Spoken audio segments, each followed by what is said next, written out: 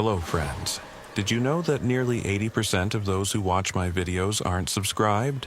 If you enjoy the content, I'd truly appreciate it if you hit that subscribe button. It helps a lot. Also, don't forget to leave a like and share your thoughts in the comments. Your interaction not only supports the channel's growth, but also helps these stories reach more people. Thank you all for being here. By the way, where are you watching from? Let me know in the comments.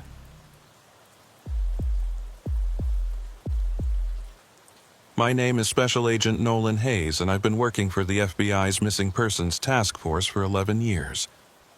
I've worked on cases from the Mojave Desert to the Appalachian Trail, but nothing, absolutely nothing, could have prepared me for what I found in the archives on a rainy Thursday in September.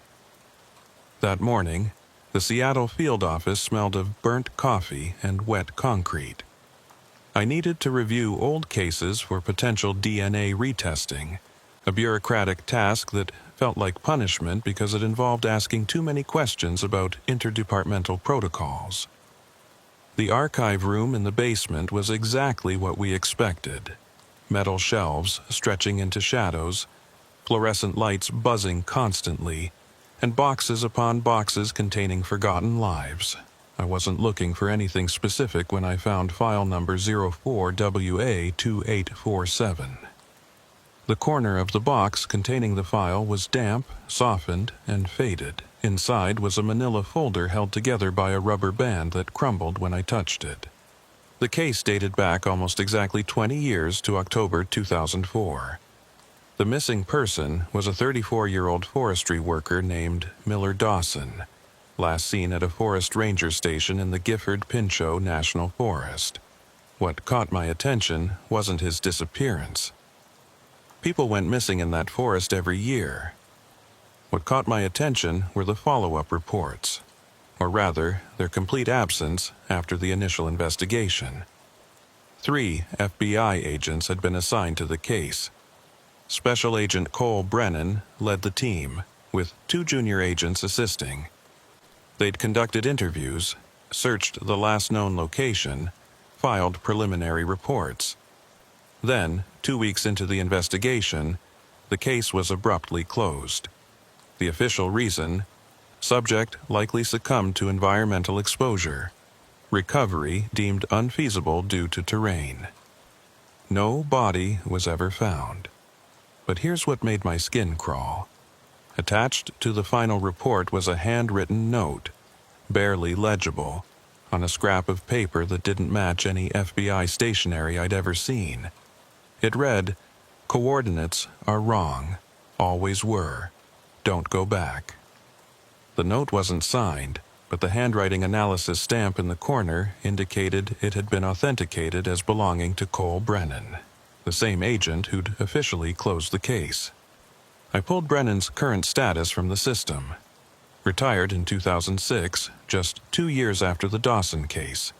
Living in Bellingham, Washington. Still alive, according to the records. I made a note to contact him, though something in my gut told me he wouldn't want to talk about this.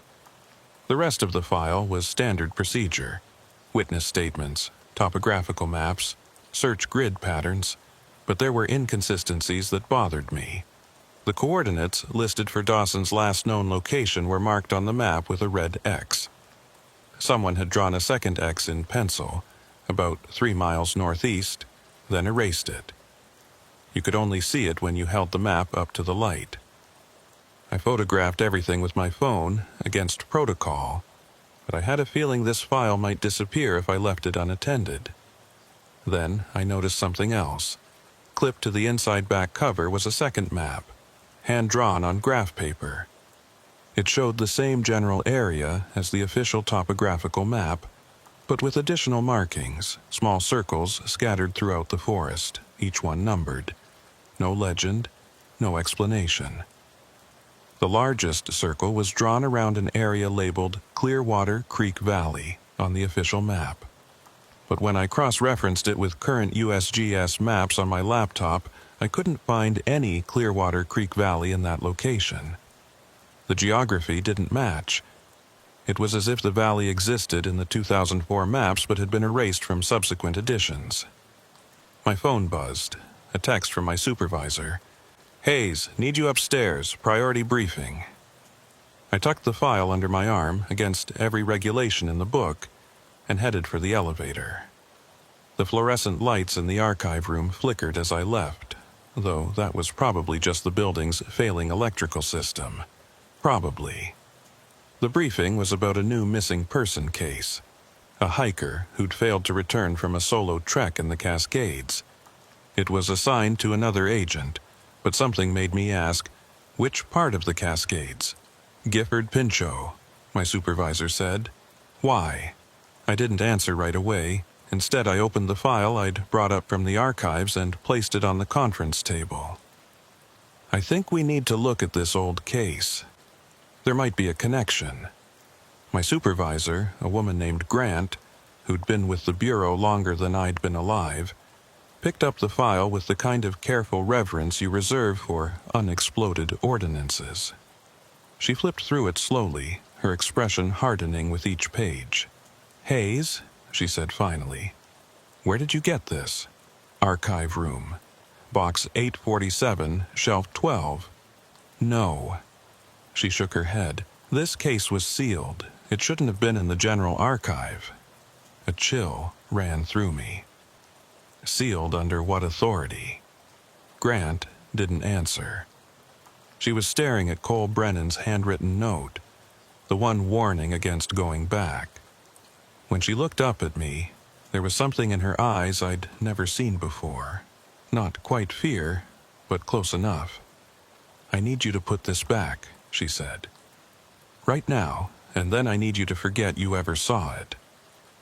With all due respect, that's not a request, Agent Hayes. I've been with the FBI long enough to know when to push and when to retreat. This was a retreat situation. I took the file back, rode the elevator down to the basement, and returned it to its water-damaged box on shelf 12. But I didn't forget about it, and I didn't delete the photos on my phone. That night, in my apartment overlooking Elliott Bay, I pulled up the images and started making notes. The hand-drawn map bothered me most. Those circles, those numbers, they meant something. I cross-referenced them with everything I could think of. Elevation markers, water sources, known campsites, historical landmarks. Nothing matched. Then I tried something different. I overlaid the hand-drawn map onto a current satellite image of the area, matching up the few landmarks that appeared on both. When I did, the circles aligned with something unexpected. Shadows. Deep shadows in the forest canopy, where the satellite imagery showed only darkness, even in the middle of what should have been a sunlit day. I zoomed in on the largest circle, the one around the non-existent Clearwater Creek Valley. The satellite image showed nothing but dense forest, Douglas fir, western hemlock, the usual Pacific Northwest coverage. But when I adjusted the image settings, increasing the contrast and brightness, I could make out something that shouldn't have been there. A pattern in the tree coverage. A perfect circle, approximately 200 meters in diameter, where the forest growth was noticeably different from the surrounding area. It could have been a natural clearing that had since been overgrown, or it could have been something else. I needed to talk to Cole Brennan. Finding his contact information took all of 15 minutes. The man had a listed phone number, which seemed almost quaint in an age where most people guard their privacy like state secrets. I called it twice before I realized I had no idea what I was going to say. On the third attempt, someone picked up. "Brennan?" The voice was rough, weathered. "Special Agent Cole Brennan?" A long pause. "I'm retired." "Yes, sir, I know. My name is Nolan Hayes. I'm with the Missing Persons Task Force in Seattle. I'm calling about a case you worked in 2004. File 04WA22847, Miller Dawson." The silence that followed was so complete I thought he'd hung up. Then I heard breathing, slow and deliberate. "Who gave you that file?" Brennan asked. "I found it in the archives. I'm reviewing cold cases for potential. That file was supposed to be sealed. It wasn't. It was in a box with water damage, general storage. More silence. I could hear rain in the background of his call, the same autumn storm that was currently lashing my windows. Finally, Brennan spoke again, his voice lower, more controlled. "Agent Hayes, I'm going to give you some advice. Put that file back. Stop asking questions about it. And for God's sake, don't go to those coordinates." "Why not?" "Because I did. And 20 years later, I still can't sleep without seeing that place." My heart was pounding now. "What did you find there?" "Nothing." The word came out sharp, definitive. "That's the problem. We found absolutely nothing. No body, no evidence of violence, no sign of Miller Dawson ever having been there at all. But something was wrong with that place. The way the light fell through the trees. The way sound didn't carry right. My partner..." He stopped himself. "What about your partner?" "He saw something. Or he thought he did. In the trees, watching us. He wouldn't talk about it afterward. 2 months later, he requested a transfer to the Anchorage office and never worked a field case again." I scribbled notes as he talked, my handwriting deteriorating with each word. "The coordinates in the file," I said. "Your note says they're wrong. They are wrong. I changed them before I filed the final report." "Why would you do that?" "To keep people away." Brennan's voice had taken on a quality I couldn't quite place. Not fear, exactly, but something adjacent to it. A weariness born from knowing something you wish you didn't. The real coordinates are in my head, and they're staying there. If you're smart, you'll drop this. "There's a new missing person in the same area," I said. "A hiker. What if there's a connection?" The line went dead. I tried calling back 3 times. No answer. Brennan had said his piece and clearly had no intention of elaborating. But he'd also confirmed my suspicions. Something had happened in those woods. Something significant enough to make an experienced FBI agent falsify official reports and lose sleep for 2 decades. I pulled up the new missing person case on my laptop. Jason Brooks, age 28, experienced hiker, last seen 3 days ago at a trailhead near Mount Adams. His last text message to his girlfriend read, "Found something weird. Old clearing that's not on the map. Going to check it out." I felt my blood run cold. A clearing not on the map. I opened the satellite imagery again, zoomed in on that circular pattern I'd noticed earlier. Then I pulled up Jason Brooks's last known GPS coordinates from his phone's location data. They were less than half a mile apart. The next morning, I requested assignment to the Brooks case. My supervisor denied it without explanation. When I pushed back, she called me into her office and closed the door. "Hayes, I'm going to be direct with you. The Dawson case is closed. It's been closed for 20 years. Whatever you think you've found, I need you to let it go. A man is missing, and we have good agents working that case. Agents who don't have a history of..." She paused, searching for the right word. "Overreach." That stung, mainly because it was true. I'd been reprimanded twice in my career for pursuing leads that my superiors deemed wasteful of bureau resources. Both times, I'd been right. But being right doesn't always matter when you've gone around the proper channels to prove it. "Is this about the Dawson case?" I asked, because if there's some kind of security concern, there's no security concern. It's a cold case that was thoroughly investigated and properly closed. That's all it is. Then why was it sealed? Grant's expression didn't change, but something shifted in her eyes. "Who told you it was sealed?" "You did. Yesterday, in the briefing room." I said it shouldn't have been in the general archive. That's different from being sealed. She was splitting hairs, and we both knew it. But I also knew I wasn't going to get anywhere by pushing harder. I nodded, accepted my dismissal, and left her office. But I didn't let it go. That weekend I drove to Bellingham. Cole Brennan's address led me to a small house on the outskirts of town, overlooking Bellingham Bay. The rain had let up, leaving everything wet and gray and smelling of pine. I knocked on his door twice before he answered. Cole Brennan looked exactly like I'd imagined. Late 50s, gray hair cut short, the kind of weathered face that comes from spending too much time outdoors. He opened the door halfway, blocking the entrance with his body. "Agent Hayes," he said, not sounding particularly surprised. "I figured you'd show up eventually. I need to know what you found in those woods." "I told you." "Nothing." "Then why did you change the coordinates? Why do you still have nightmares about it?" He studied me for a long moment, then stepped aside. "You better come in."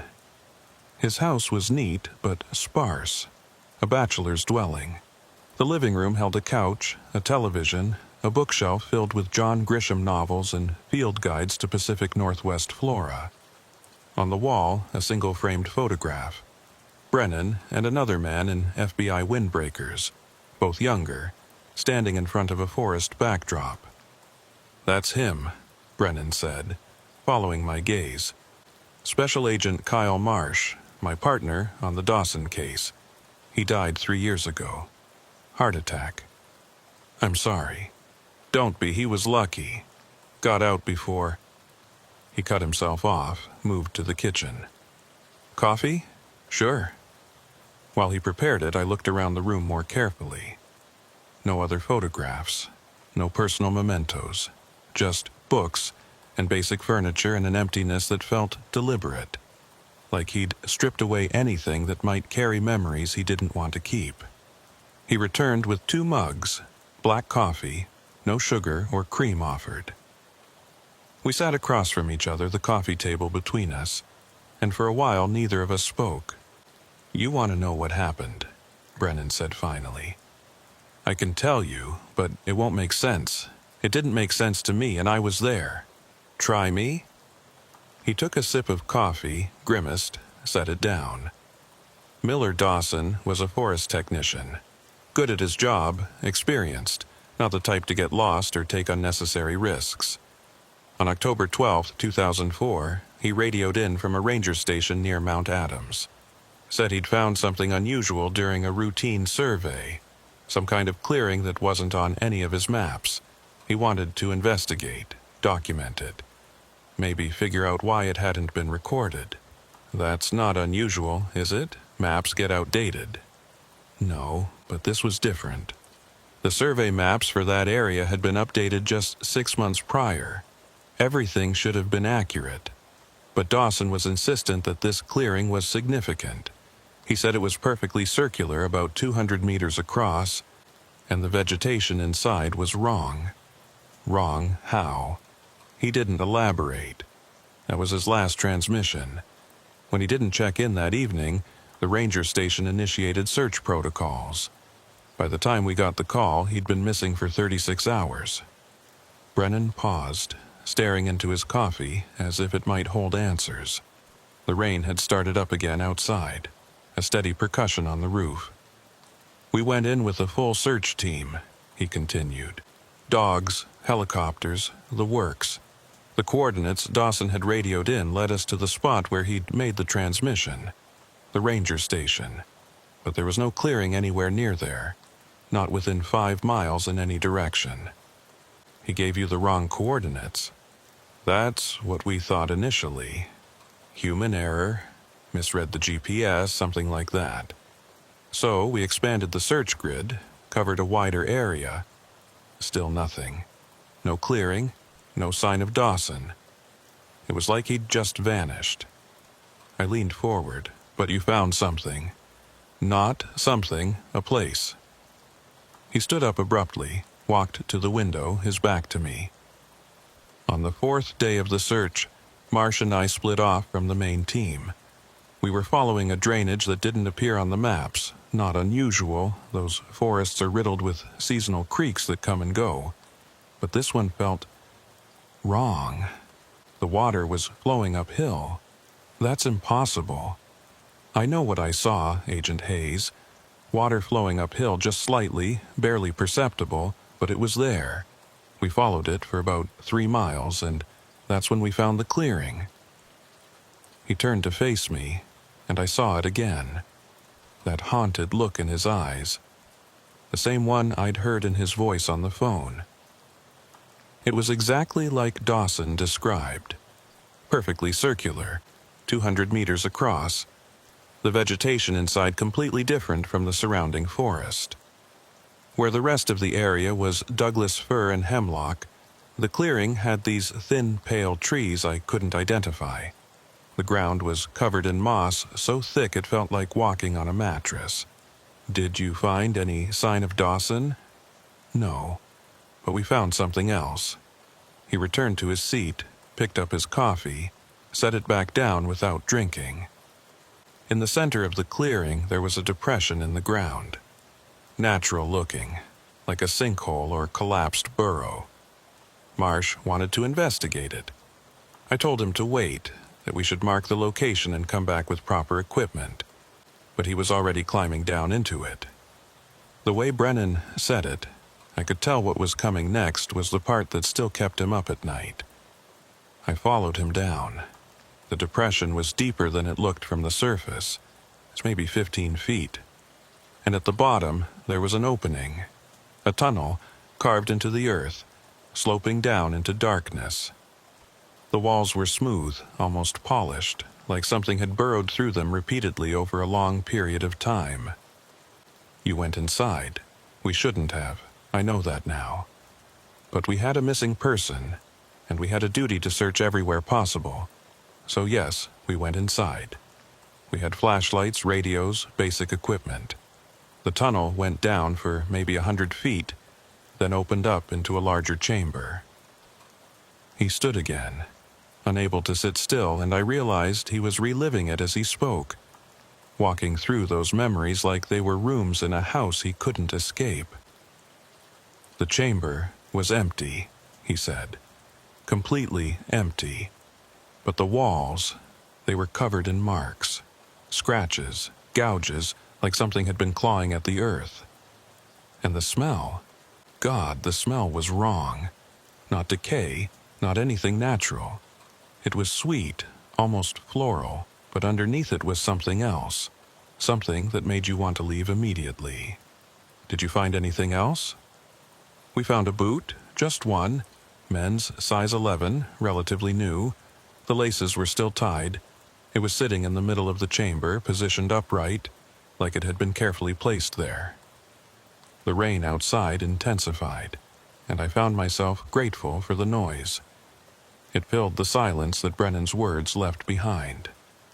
We took the boot, he continued, photographed everything, documented the location. Then we started to leave. That's when Marsh stopped moving.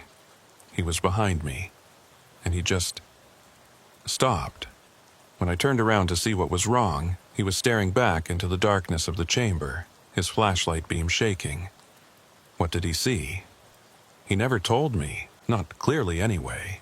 He said there was something in the darkness, something that wasn't there before, something watching us. I didn't see it, but I felt it. This overwhelming sense that we weren't alone, that something was aware of us. Brennan's hands were trembling now. He noticed and clenched them into fists. We got out of there fast, climbed out of the depression, made it back to the edge of the clearing. But when we turned around to mark the GPS coordinates, the clearing was gone. I must have looked skeptical because he immediately added, "I know how that sounds."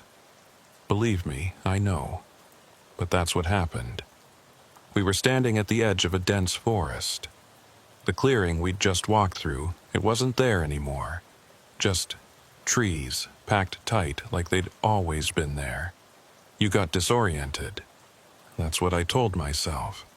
That's what I wrote in my report. But I had the GPS coordinates from when we entered the clearing. When I checked them, we were standing in the exact same spot. The clearing should have been right in front of us, but it wasn't. I didn't know what to say.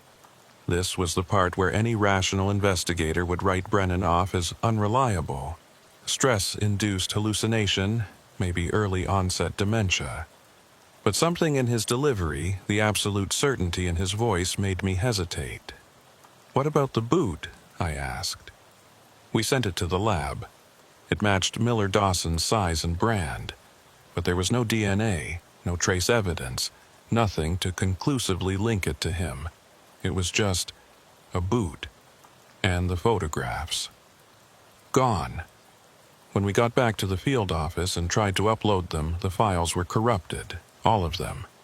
The camera worked fine before and after, but every photo we'd taken in that chamber was destroyed." He finally drank his coffee, grimaced at its cold bitterness. "I wrote up what I could in my report," he said. "Documented the location based on the GPS coordinates. But when my superiors read it, they called me in for a psychological evaluation. Standard procedure for any agent who's been in a high-stress situation. I passed, technically, but they made it clear that my version of events wasn't going to fly. So I changed the coordinates in the final report, moved them a few miles south, and closed the case as unsolvable due to terrain." "Why change the coordinates?" "Because I didn't want anyone else going there. Whatever that place was, it wasn't right. Marsh was never the same after that day. He had nightmares, started seeing things that weren't there. Eventually requested a transfer as far from Washington as he could get. He told me once, about a year later, that he still felt like something was watching him. That whatever we saw in that chamber had followed him home." I thought about Jason Brooks, the missing hiker who'd texted about finding a clearing not on the map. Have there been other disappearances in that area? Officially, no more than average for that part of the Cascades. Unofficially? He met my eyes. I've kept track. Over the past 20 years, 17 people have gone missing within a 10-mile radius of those real coordinates.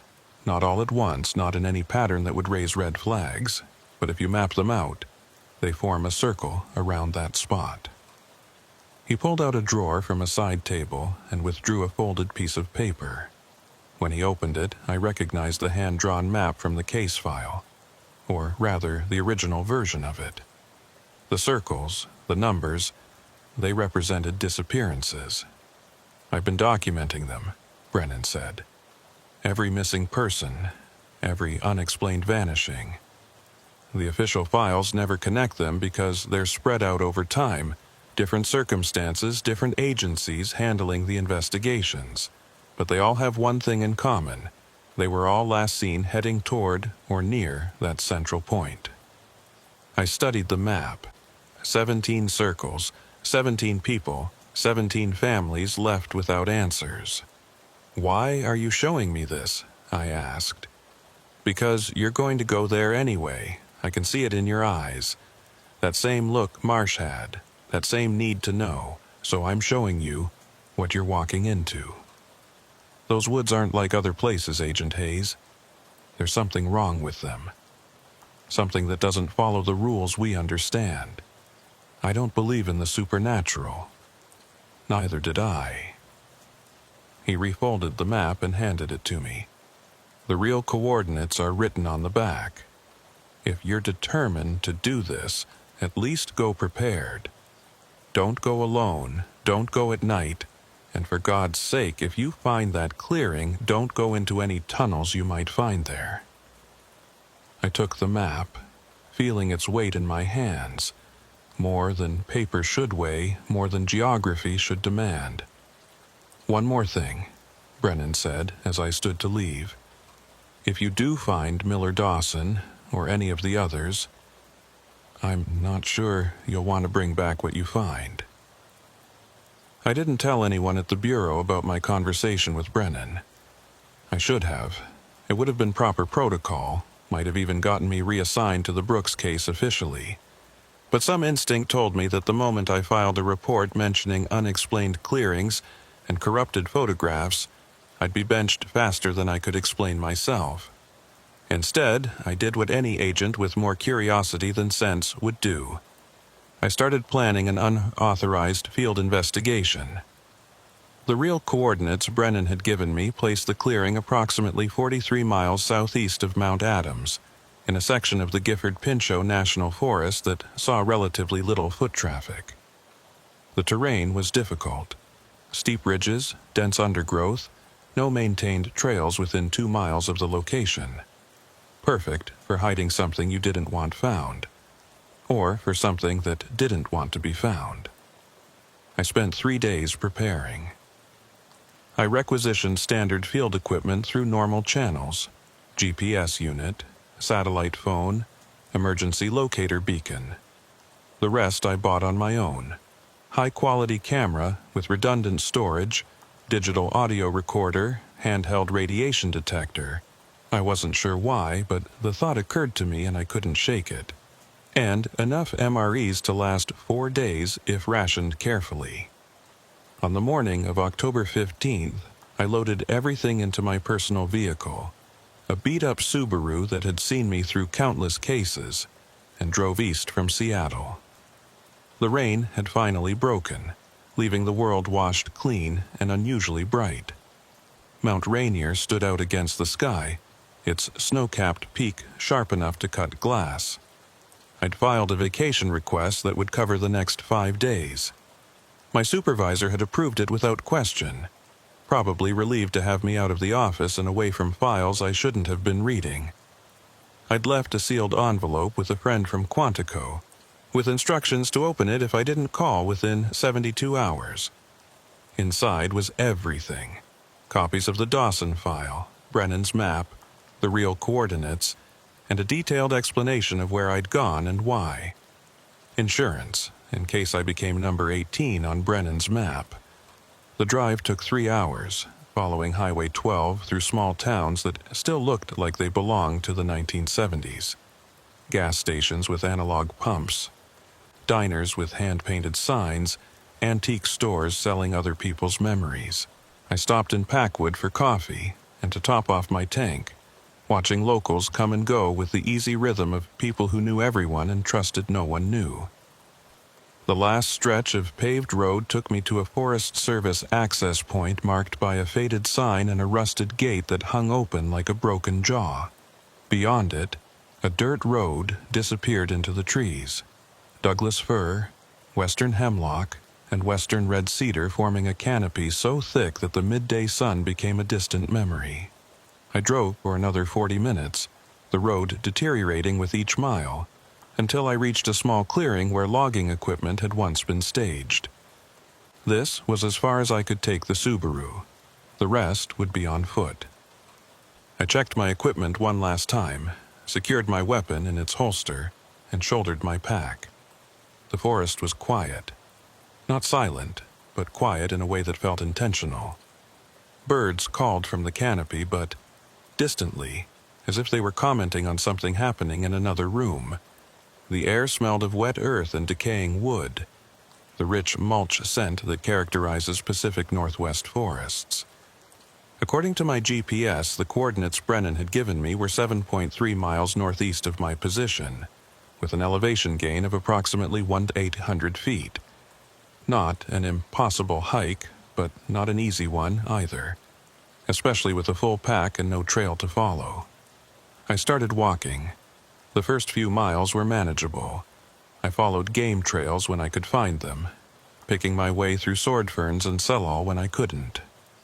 The forest floor was soft, with centuries of needlefall, muffling my footsteps into whispers. Every so often, I'd stop to mark my trail with reflective tape tied to branches, breadcrumbs back to civilization. Around hour 2, I noticed something odd. The birdsong had stopped. Not gradually, not fading with distance, but all at once like someone had flipped a switch. I stood motionless, listening, but heard only the whisper of wind through the upper canopy and my own breathing. I checked my GPS. Still on course, 4.1 miles to target. I kept moving, but slower now, more carefully. The terrain was getting steeper, forcing me to grab onto branches and roots to pull myself up rocky slopes. My hands were already dirty, my clothes snagged in a dozen places by thorns I never saw coming. At the 3-hour mark, I stopped for water and a protein bar.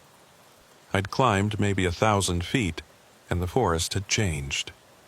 The trees were older here, taller, their trunks so thick that 3 people holding hands couldn't encircle them. Very little light reached the forest floor, making navigation by sight difficult. I relied on the GPS, watching the distance to target slowly decrease. 2.8 miles, 2.6 miles, 2.4 miles. That's when I found the first marker. It was subtle, easy to miss if you weren't looking for it. A small stack of rocks, 3 stones balanced atop each other, positioned beside what might have once been a trail. The stones were moss-covered, clearly old, but the arrangement was too deliberate to be natural. I photographed it from multiple angles, then checked my surroundings more carefully.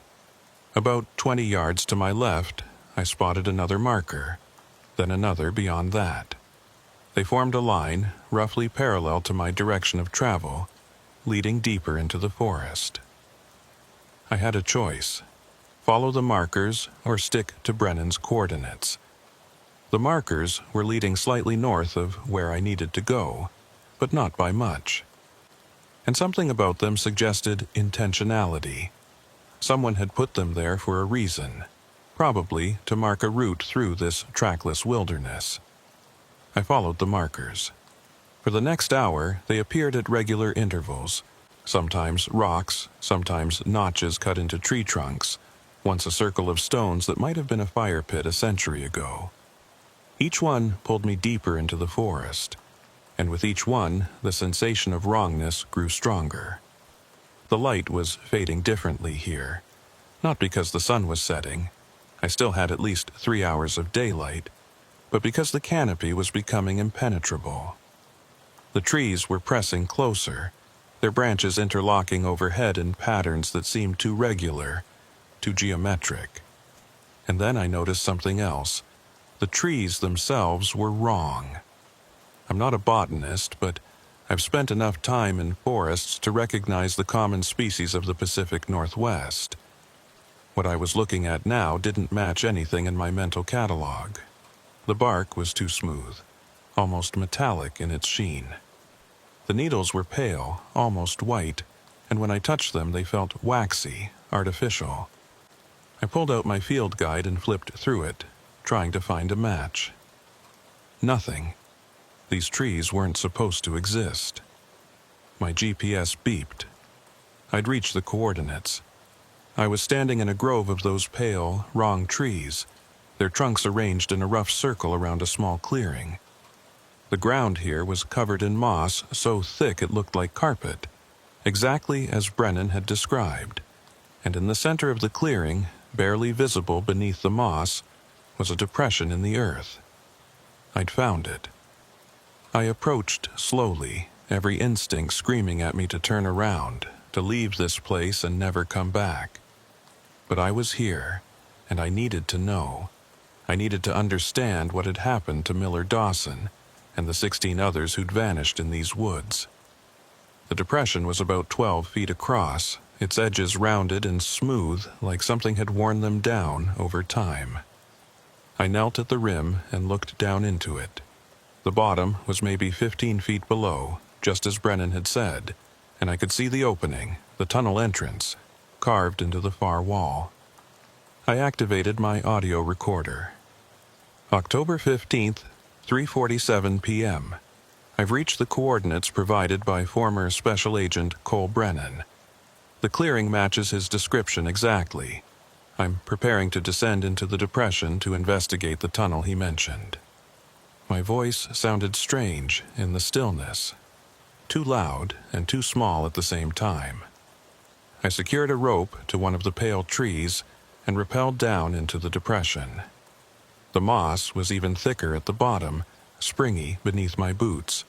Up close, the tunnel opening was larger than I'd expected. About 5 feet high, wide enough to walk through if I ducked my head.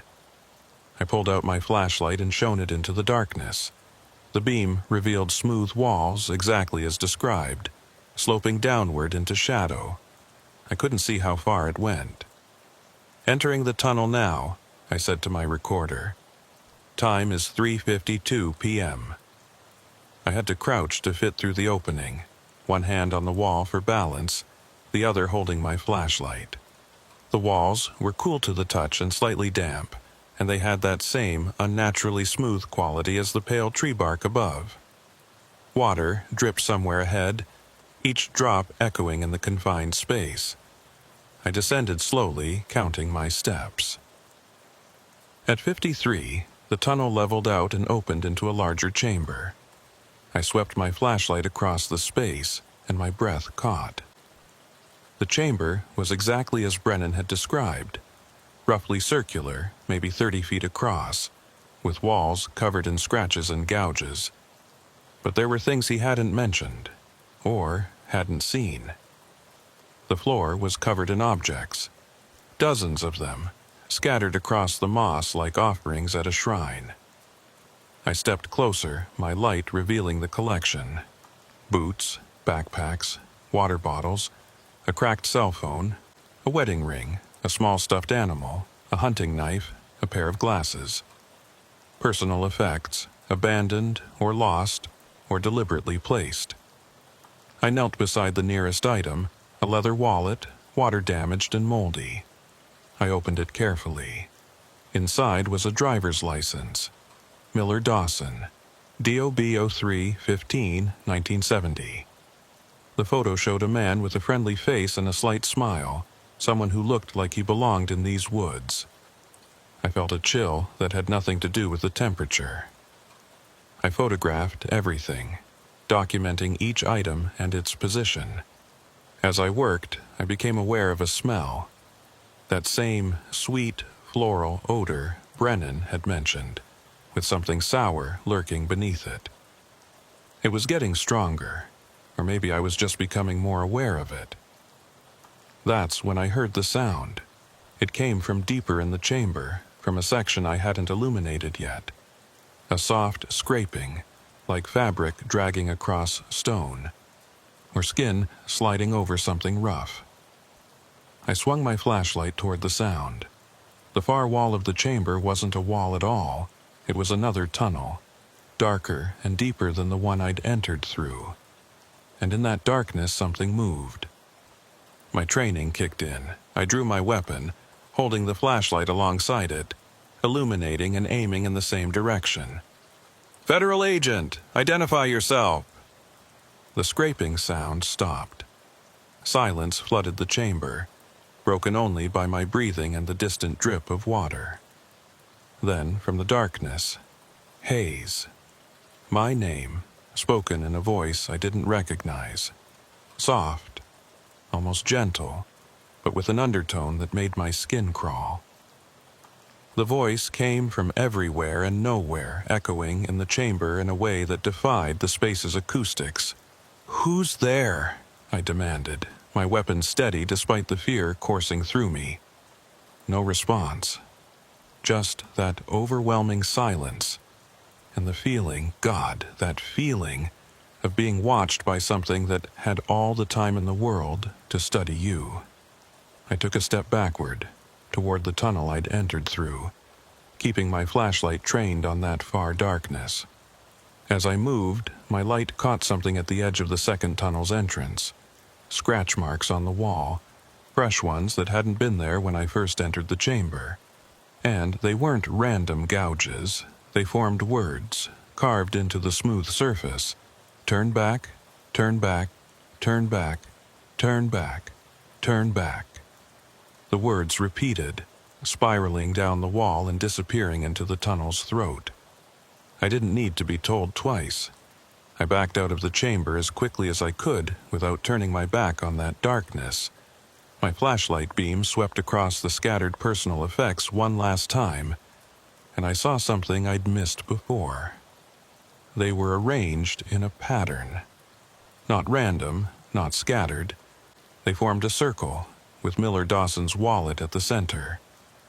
Then my light flickered. It was a good flashlight, expensive, with fresh batteries I'd installed that morning. It shouldn't have flickered, but it did, once, twice, and in the strobing darkness between flickers, I saw something in the far tunnel. A shape, human-sized but wrong, standing just beyond where my light could fully reach. I didn't wait to see more. I turned and ran.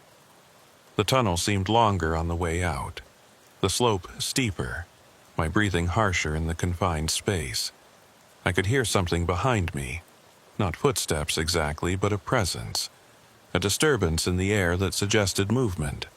That scraping sound again, getting closer. I burst out of the tunnel and into the depression, not bothering with the rope, just scrambling up the mossy slope on hands and knees.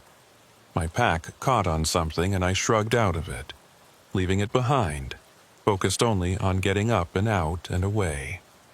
I hauled myself over the rim and collapsed on the moss of the clearing, gasping for air. My flashlight was gone. I must have dropped it in my panic. My weapon was still in my hand, though, and I kept it pointed at the depression, waiting for something to follow me out. Nothing came. Minutes passed. My breathing slowed. The forest around me was utterly silent. No birds, no insects, not even the whisper of wind. It was as if the entire woods were holding their breath, waiting. I forced myself to stand, to check my surroundings. The pale trees ringed the clearing, motionless. The moss beneath my feet was undisturbed except for my own scrambling tracks. My pack was visible at the bottom of the depression, sitting beside the tunnel entrance like bait in a trap. I wasn't going back for it. I pulled out my GPS unit to mark the location and start navigating back to my vehicle. But when I activated it, the screen showed something impossible. According to the device, I was 12 miles from the coordinates Brennan had given me. Not at them, 12 miles away, in a completely different part of the forest. I checked again, thinking I'd made an error. Same result. I cycled through the GPS functions, trying to understand what was happening. The satellite signal was strong. The device was functioning normally, but it insisted I was nowhere near where I should be. Either the GPS was malfunctioning, or I'd never actually reached Brennan's coordinates, or, and this was the possibility that made my hands shake, the place I'd found wasn't where it was supposed to be. I tried my satellite phone next. It powered on, showed full battery, but couldn't acquire a signal. The emergency locator beacon was similarly useless. It activated, transmitted its signal, but I had no way to know if anyone was receiving it. The sun was starting to set, the already dim forest descending into genuine darkness. I had no pack, no supplies, no flashlight, and no reliable way to navigate. But I had my reflective tape markers, assuming they were still where I'd left them, assuming they led back to something real. I started walking, following my instincts more than any concrete plan, looking for the markers I'd tied to branches on my way in. The first one I found was 300 yards from the clearing, exactly where I'd left it. Relief flooded through me. At least something was consistent. I followed the markers through the gathering darkness, moving as quickly as I dared. The forest was changing around me, the pale trees giving way to normal Douglas fir and hemlock. The wrongness was fading, replaced by the ordinary dangers of moving through unfamiliar terrain and failing light. By the time I found my 7th marker, full darkness had fallen.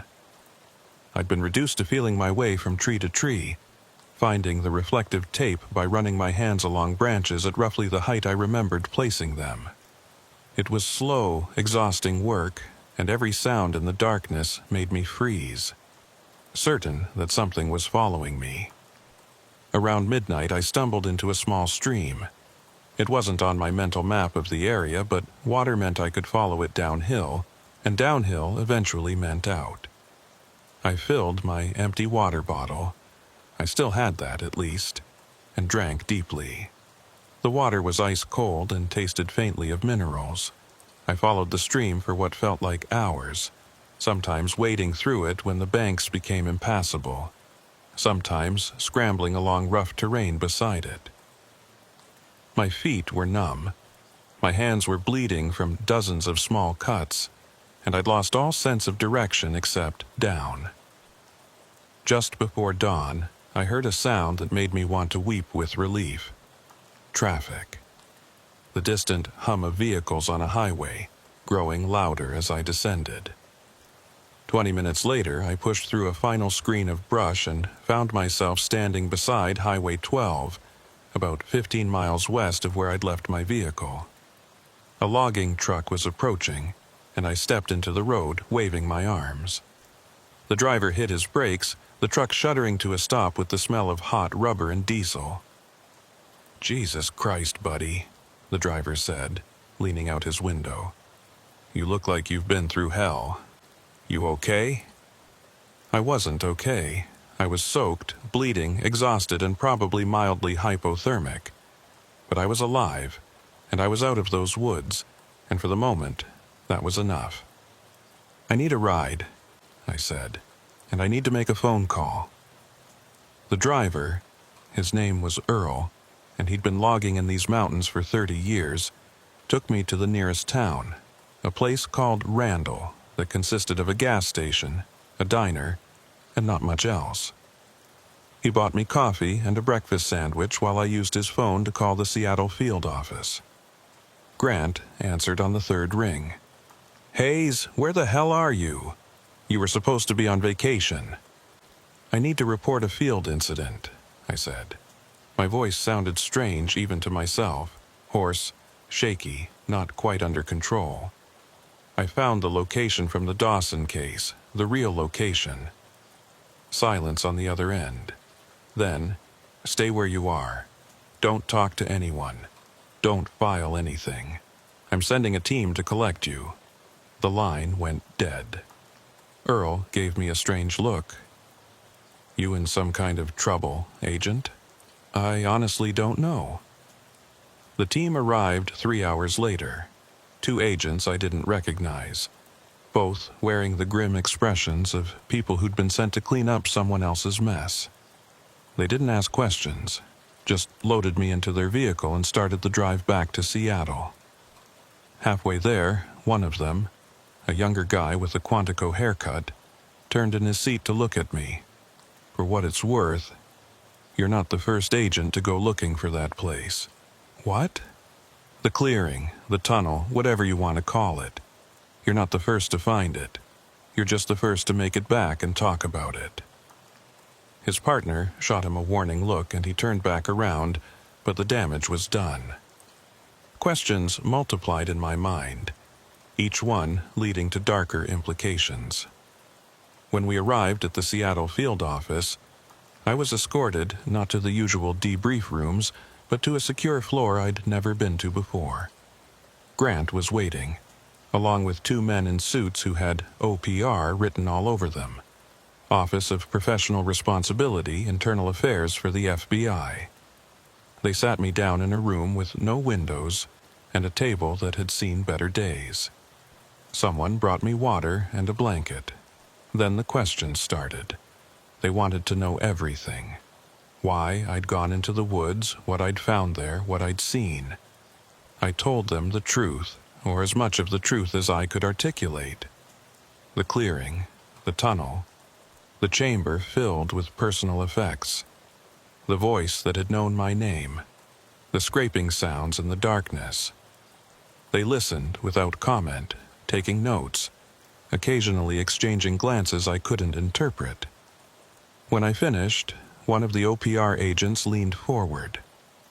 "Agent Hayes, did you experience any symptoms during or after this incident that might suggest exposure to hallucinogenic compounds? Confusion, visual distortions, auditory hallucinations?" "No, I know what I saw." "The GPS malfunction you described, the impossible water flow Agent Brennan mentioned in his original report, these are consistent with disorientation and impaired judgment." I'm a trained federal agent. I know the difference between disorientation and physical reality. Grant held up a hand, stopping the interrogation. Hayes, we need to conduct a psychological evaluation, standard procedure after any traumatic field incident. It's not a punishment. It's not a judgment.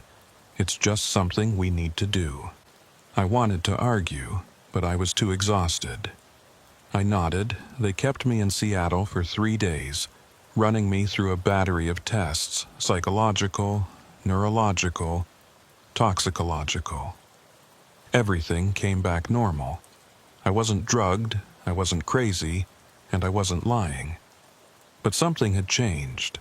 I noticed it in the way people looked at me in the hallways, the way conversations stopped when I entered rooms.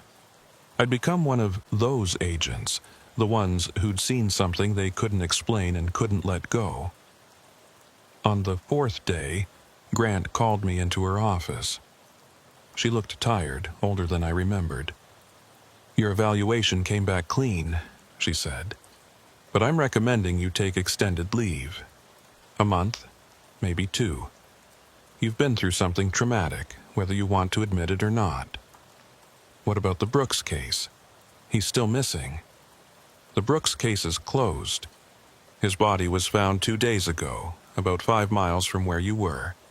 Exposure and a fall, according to the medical examiner. No connection to the Dawson case or anything else you found. I felt something cold settle in my chest. Where exactly was he found? Grant pulled out a map and pointed to a location. When I compared it mentally to Brennan's map, to the pattern of disappearances, it fell exactly on the circle, number 18. That's not a coincidence, I said. It's a tragedy, and it's a closed case. Hayes, I need you to let this go, for your own sake. There are 17 other people still missing, and we've investigated every single one of those cases thoroughly. Sometimes people get lost in the woods and we never find them. That's the unfortunate reality of wilderness search and rescue. I looked at her, really looked at her, and saw something I hadn't noticed before. Fear. She was afraid, not of me, but of what I'd found, or what I represented. You know something, I said quietly. About that place. Grant stood up, walked to her office door, and closed it. Something I'd never seen her do before. When she turned back to me, her professional mask had slipped just enough to show the human underneath. There are some cases that the Bureau can't solve, she said. Not, won't, can't. Things that don't fit into our framework of investigation because they operate on rules we don't understand. Every few years, someone stumbles onto one of these cases. Usually they have the good sense to leave it alone. Sometimes they don't. And what happens to the ones who don't? Some of them retire early. Some of them transfer to desk jobs. Some of them, she paused, choosing her words carefully. Some of them keep digging until they find something they wish they hadn't. Is that a threat? It's a warning from someone who cares about your career and your well-being. Take the leave, Hayes. Go somewhere sunny, somewhere far from these woods. Come back in a month with a clear head and a willingness to work on cases that actually have solutions. I wanted to argue, but looking at her face, I realized there was no point. Whatever the truth about that place was, it wasn't going to come from official channels. I took the leave. The first week, I tried to follow Grant's advice. I flew to San Diego, stayed at a cheap hotel near the beach, and attempted to enjoy being a tourist. But every night, I dreamed about the clearing. The pale trees, the moss, the tunnel descending into darkness. And that voice, soft and terrible, speaking my name from shadows I couldn't penetrate. On the 8th day, I gave up the pretense and flew back to Seattle. I'd been compiling information throughout my recovery, gathering everything I could find about the Gifford-Pinchot National Forest, its history, its legends. What I discovered was a pattern that should have raised red flags decades ago. The first recorded disappearance in the area dated back to 1897. A prospector named Samuel Whitmore, who'd gone into the mountains looking for gold and never returned. Over the next century, disappearances occurred at a rate of roughly 1 every 5 to 7 years. Sometimes the bodies were found, sometimes they weren't, but the pattern held steady until 2004, when Miller Dawson vanished. After Dawson, the frequency increased. 1 every 2 years, then 1 every year. The most recent before Jason Brooks was a wildlife biologist named Dana Miller, who'd been conducting spotted owl surveys. She'd been missing for 14 months. I mapped out every disappearance I could find, going back to Whitmore, and the circle became even clearer. They all radiated from a central point, the coordinates Brennan had given me, the ones that, according to my GPS, I'd never actually reached. But I had reached something. I'd found that clearing, that tunnel, that chamber filled with the belongings of people who'd vanished. The question was, if I hadn't been at Brennan's coordinates, where had I been? I started researching the geology of the area, looking for natural phenomena that might explain the GPS malfunction. What I found was interesting. The Gifford Pinchot sits atop a complex system of lava tubes and caves formed by ancient volcanic activity. The rock in the area has unusual magnetic properties that can interfere with electronic equipment. It was plausible that my GPS had been thrown off by magnetic anomalies. Plausible, but it didn't explain everything. It didn't explain the voice that had known my name, or the fresh scratch marks warning me to turn back, or the way the clearing had seemed to vanish when Brennan tried to return to it. I needed to go back. I knew it was a bad idea, knew it violated every instruction Grant had given me, knew it might cost me my career. But the alternative was living the rest of my life with questions I couldn't answer and the faces of 17 missing people haunting my dreams. This time, I prepared differently. I contacted Cole Brennan again, despite his earlier reluctance, and convinced him to meet me in person. He agreed, with obvious hesitation, and we met at a diner in Olympia on a gray Wednesday afternoon. He looked worse than he had during my first visit, thinner, more drawn, like something was slowly consuming him from the inside. "You went there," he said as soon as I sat down. Not a question, a statement. "Yes? And you found it?" "I found something. I'm not sure it was the same place you found." That caught his attention. I explained about the GPS malfunction, the coordinates that didn't match, the impossible distance. Brennan listened with the intensity of someone hearing confirmation of their worst fears. "It moves," he said finally. "Or we move, or something. I went back 3 times after the initial investigation trying to relocate it. Each time, I ended up in a different part of the forest, but I always found the clearing eventually. It was never where I expected, never where my coordinates said it should be, but it was always there, waiting." "Why didn't you include that in your reports? Would you have?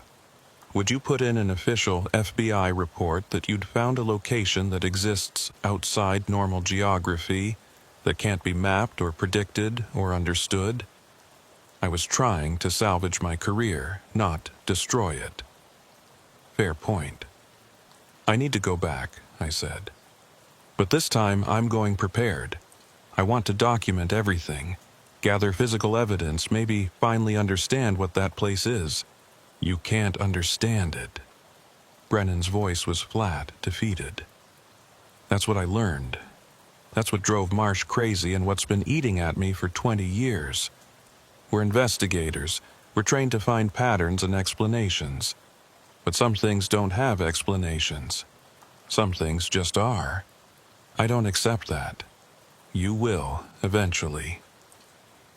He pulled out a notebook, scribbled something, and slid it across the table. "But since you're determined to make the same mistakes I did, At least let me help you not die in the process. The page contained a list. Never enter the tunnel alone. Mark your entry point with something unmistakable.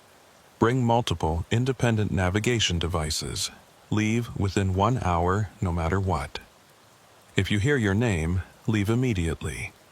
Don't touch anything in the chamber. Trust your instincts over your equipment. That last one saved my life, Brennan said. My GPS was telling me to go north, but my gut said south. I followed my gut and found the road within an hour. If I'd trusted the GPS, I might still be walking. I photographed the list with my phone. Is there anything else I should know? Yes. He leaned forward, his voice dropping to just above a whisper. Whatever is in that place, it's aware. It knows when you're there, it knows who you are, and it has infinite patience. Dawson has been missing for 20 years, but I don't think he's dead. I think he's still there, in that place, and I think he's not alone. The words hung between us like a physical presence. How can you know that? I asked. Because I saw him. The third time I went back, 5 years ago, I made it down into that chamber again. And in the far tunnel, in the darkness, I saw someone standing there. He looked just like he did in his ID photo, exactly the same, not aged a day. He looked at me and he smiled, and then he stepped back into the darkness and disappeared. A chill ran through me. Did you try to follow him? No, because I realized something in that moment. Whatever he'd become, it wasn't Miller Dawson anymore. It was something wearing his shape, using his face, and it wanted me to follow. We talked for another hour, Brennan sharing details he'd never put in any official report. The way time seemed to move differently in the clearing. The sensation of being watched from above, even though the canopy was too dense for anything to hide there. The dreams that had started after his first visit and never stopped. Dreams of walking through endless tunnels, always descending, always seeking something that stayed just out of reach. When we parted, Brennan gripped my hand with surprising strength. Promise me something, Hayes. If you don't come back, if you become another circle on my map, at least let it mean something. Find out what that place is, understand it, because someone needs to, and I'm too old and too broken to keep trying. I promised him I would. 3 days later, I was back on the road to Gifford Pinchot, this time with a plan that bordered on obsessive preparation. I'd assembled a team, not FBI because I couldn't risk getting official sanction denied, but civilians with skills I needed. A professional cave explorer named Grant Tucker, who'd worked search and rescue in the Cascades for 15 years. A geologist named Patricia Evans who specialized in volcanic formations and magnetic anomalies. And, reluctantly, a freelance journalist named Marcus Reed who'd been investigating unexplained disappearances in the Pacific Northwest for the past decade. I'd chosen them carefully, vetted their backgrounds, and paid them well enough that they'd agreed to sign NDAs and not ask too many questions. What I'd told them was a simplified version of the truth. We were investigating a site of potential historical significance that might explain several missing person cases. They didn't need to know about voices in the dark or clearings that moved through space. We met at the same access point I'd used before, everyone equipped with their own specialized gear. Tucker had caving equipment, ropes, and lights designed to withstand underground environments. Evans brought geological survey tools, a magnetometer, and sample collection equipment. Reed had cameras, audio recorders, and a notebook he treated like a sacred text. "This is quite the operation," Evans said, surveying our assembled equipment. "For something you described as an exploratory survey." "I believe in being prepared," I said. You believe in something, Reed countered. The question is what? I gave him a look that suggested he should keep such observations to himself, and we set out. The hike in was easier with daylight and multiple people, though no less unsettling. I led them along the route I'd taken before, following the old markers I'd placed and the new ones I'd researched in historical forestry records. The stone cairns were still there, as were the notches in the trees, but now I saw them differently, not as helpful navigation aids but as warnings, marking the boundary between the world we knew and something else. Tucker noticed it first. Anyone else feel like the woods are getting quieter? We all stopped, listening. He was right. The ambient forest noise had faded without any of us consciously noticing. No birds, no insects, not even the rustle of small mammals in the underbrush. Could be we're making too much noise, Evans suggested, but she didn't sound convinced. No, I said. This is normal for this area, or normal for abnormal, if that makes sense. It didn't, but they trusted me enough to keep moving. The pale trees appeared about a mile from where my GPS claimed the coordinates should be. This time, seeing them in full daylight, their wrongness was even more apparent. The bark had an almost iridescent quality, shifting between gray and silver depending on the angle of light. The needles weren't needles at all but something closer to scales, arranged in patterns that made my eyes hurt if I looked too long. What species are these? Evans asked, pulling out her field guide. Unknown, I said. I looked. They don't exist in any database. That's impossible. Every tree in North America has been cataloged. Apparently, not every tree.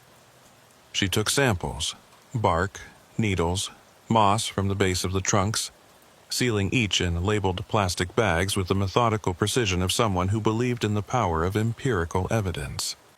I envied her that certainty. The clearing appeared gradually, not all at once. One moment we were walking through dense forest, the next we were standing at its edge, looking across a circle of moss and wrongness. Jesus, Tucker breathed. You weren't kidding. The depression was exactly where I remembered it, though my GPS insisted we were 3 miles from any location I'd marked. The tunnel entrance beckoned from the bottom, a dark mouth waiting to swallow us. I don't like this, Reed said, and I had to agree with him. In daylight, with preparation and companions, the place should have felt less threatening. Instead, it felt worse, like we were intruders at a private ceremony, unwelcome witnesses to something that shouldn't be observed. Equipment check, I ordered, falling back on procedure to maintain control. We verified our gear: lights, ropes, navigation devices, emergency beacons, communication radios. Everything was functional. We descended into the depression as a group, Tucker going first with his climbing experience, the rest of us following on secured lines. At the bottom, we stood in a circle, flashlights illuminating the tunnel entrance. 1 hour maximum, I reminded them. No matter what we find, we exit in 1 hour. And if anyone hears their name called, we leave immediately. Why would we hear our names? Evans asked. You probably won't. But if you do, don't answer and don't investigate. Just tell me and we go. They exchanged glances, and I could see the questions forming, but Tucker checked his watch and said, "Hour starts now," and we entered the tunnel. The descent was the same as before, smooth walls, dripping water, that sweet sour smell growing stronger. But with multiple lights I could see details I'd missed. The walls weren't just smooth, they were inscribed. Faint marks, almost too subtle to notice, covering every surface. They might have been natural formations, stress fractures in the stone, but the patterns were too regular, too purposeful. Reed was photographing everything, his camera flash creating strobing moments of clarity in the darkness. Evans ran her magnetometer along the walls, frowning at the readings. "This doesn't make sense," she muttered. "The magnetic field strength keeps shifting. It's like we're walking through multiple magnetic poles. Is that possible? Not naturally, no. We reached the chamber, and I heard Evans gasp. The scattered personal effects were still there, but there were more of them now. New additions since my last visit. A child's backpack with cartoon characters on it, an expensive-looking watch, a camping stove, a teddy bear. Don't touch anything, I warned, though Tucker was already reaching for what looked like a climbing harness. This is Scott's, he said, his voice strange. Scott Miller. He was a friend of mine, went missing 3 years ago near here. We searched for weeks and never found a trace. He picked up the harness, ignoring my warning, and examined it closely. There's no weathering. It looks brand new, like he just set it down yesterday. Put it back, I said, more urgently than I intended. But Tucker was already setting it down, his hands shaking. Reed was filming the entire chamber, his camera capturing the spiral of objects, the scratched walls, the 2 tunnel entrances, the one we'd entered through and the darker one leading deeper. That's when I heard it. Haze. The same voice as before, soft and terrible, coming from the far tunnel. But this time, it didn't stop. Hayes, Tucker, Evans, Reed. All our names, spoken in that gentle, wrong voice, echoing in the chamber like a litany. We're leaving, I said. Now.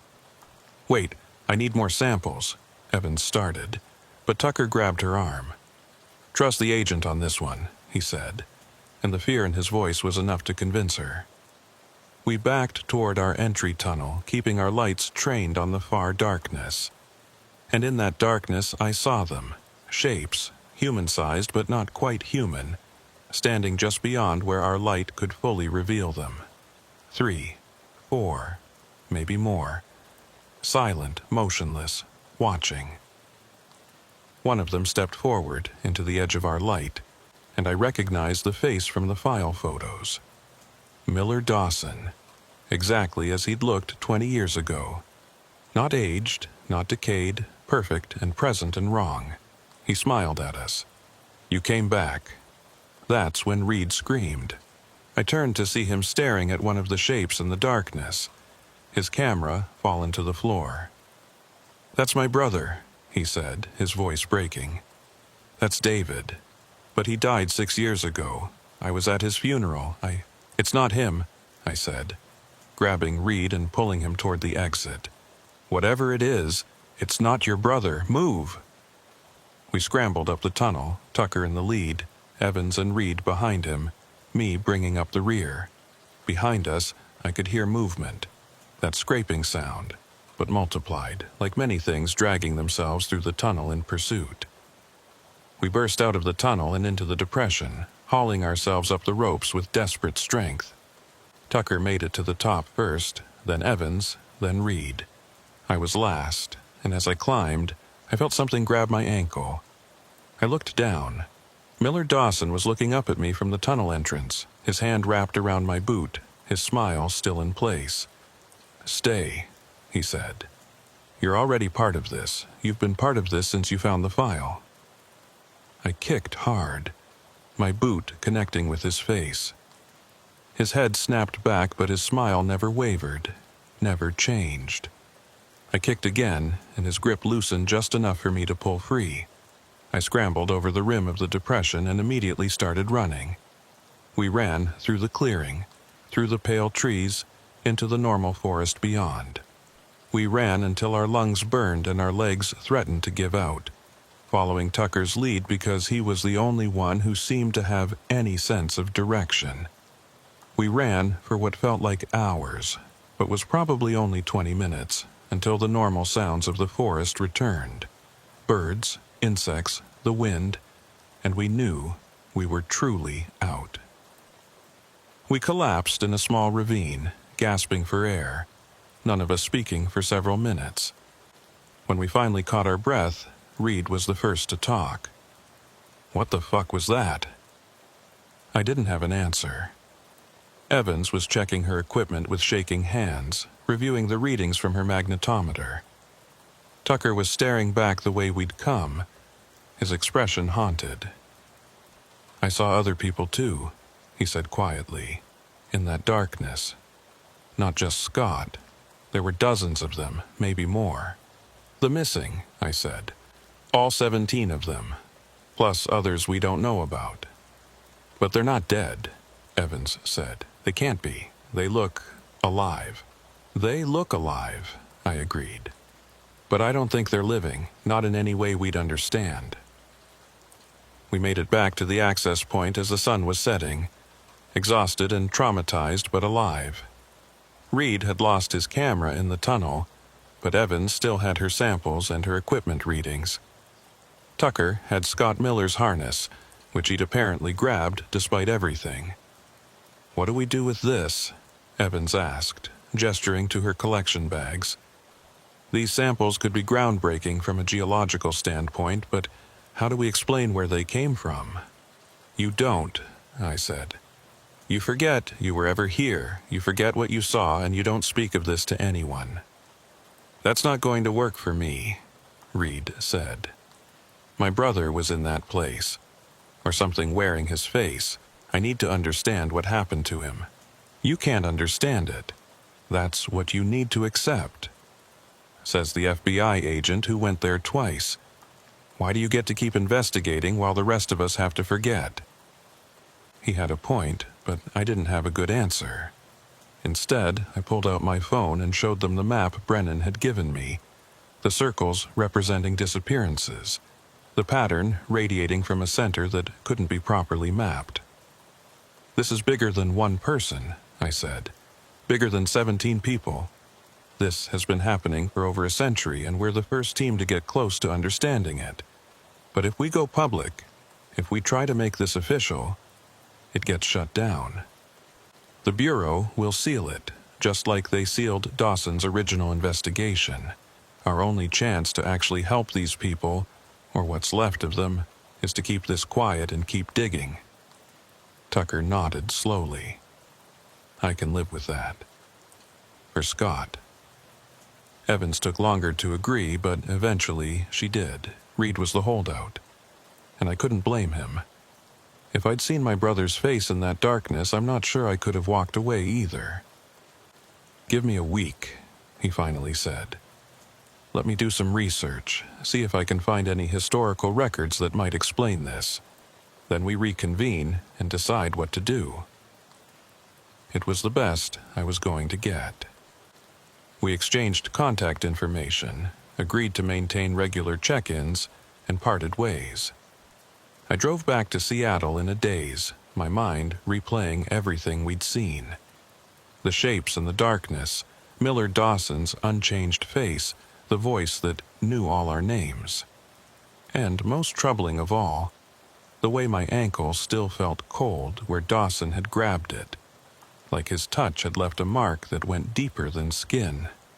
When I got home, I checked my ankle in the bathroom light. There, barely visible, was a handprint. Not a bruise, not a scrape, but something else. A darkening of the skin in the exact pattern of fingers gripping flesh. It didn't hurt, didn't itch, but it was there. Unmistakable.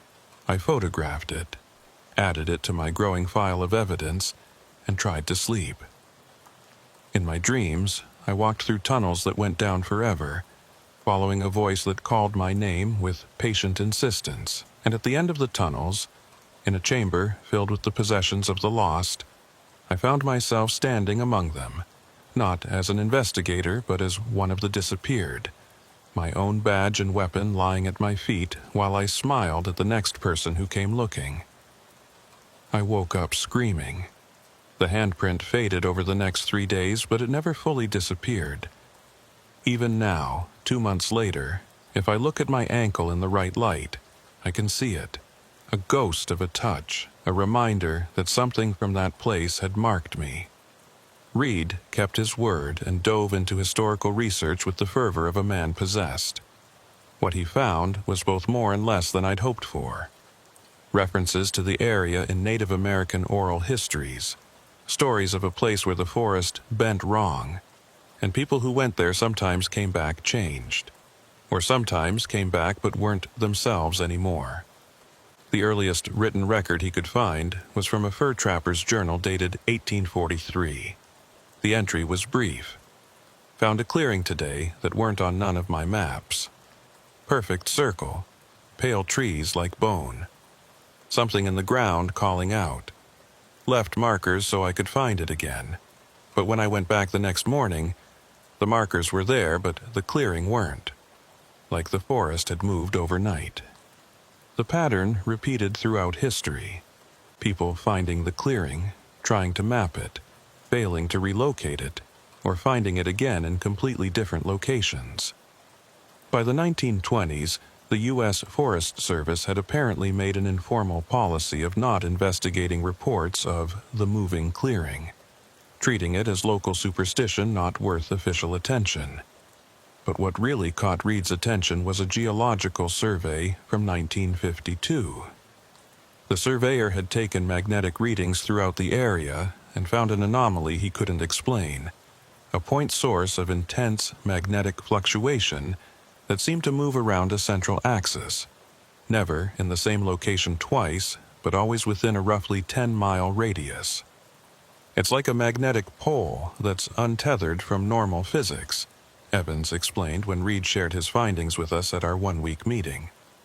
Which shouldn't be possible, but if it exists, it would explain the GPS failures and potentially the spatial distortions you described. It doesn't explain the people, Tucker said. The shapes in the darkness, the voice, Dawson's face. Magnetism doesn't do that. No, I agreed. But maybe it's a side effect, or maybe the magnetic anomaly is a symptom of something larger. We were meeting in a coffee shop in Tacoma, far enough from Seattle to feel safe from bureau oversight, but close enough to make the drive reasonable. Around us, normal people went about their normal days, unaware that they were sitting 50 miles from something that broke every rule they took for granted. Reed had brought his laptop and pulled up a satellite image of the Gifford-Pinchot region. I've been tracking the disappearances you mapped out, trying to find a pattern in their timing, and I found one. They cluster around specific astronomical events: equinoxes, solstices, new moons, solar eclipses. The correlation isn't perfect, but it's there. You think it's a cult? Tucker asked skeptically. I think it's cyclical. Whatever that place is, it becomes more active during certain times. And the next major event is in 3 days. The winter solstice. If we're going to go back, if we're going to try to actually understand this, that's our window. I should have said no. I should have shut down the entire conversation and stuck to my original plan of keeping things quiet and doing slow, careful investigation over months or years. But something in Reed's research had triggered a realization I couldn't ignore. The case had reopened for a reason. The file appearing in the General Archive when it should have been sealed. My assignment to cold case review despite being on the missing persons task force. The Brooks case dropping into my lap right after I'd found Dawson's file. The GPS malfunction that had led me to the clearing. Even Brennan's retirement file being available when it should have been restricted.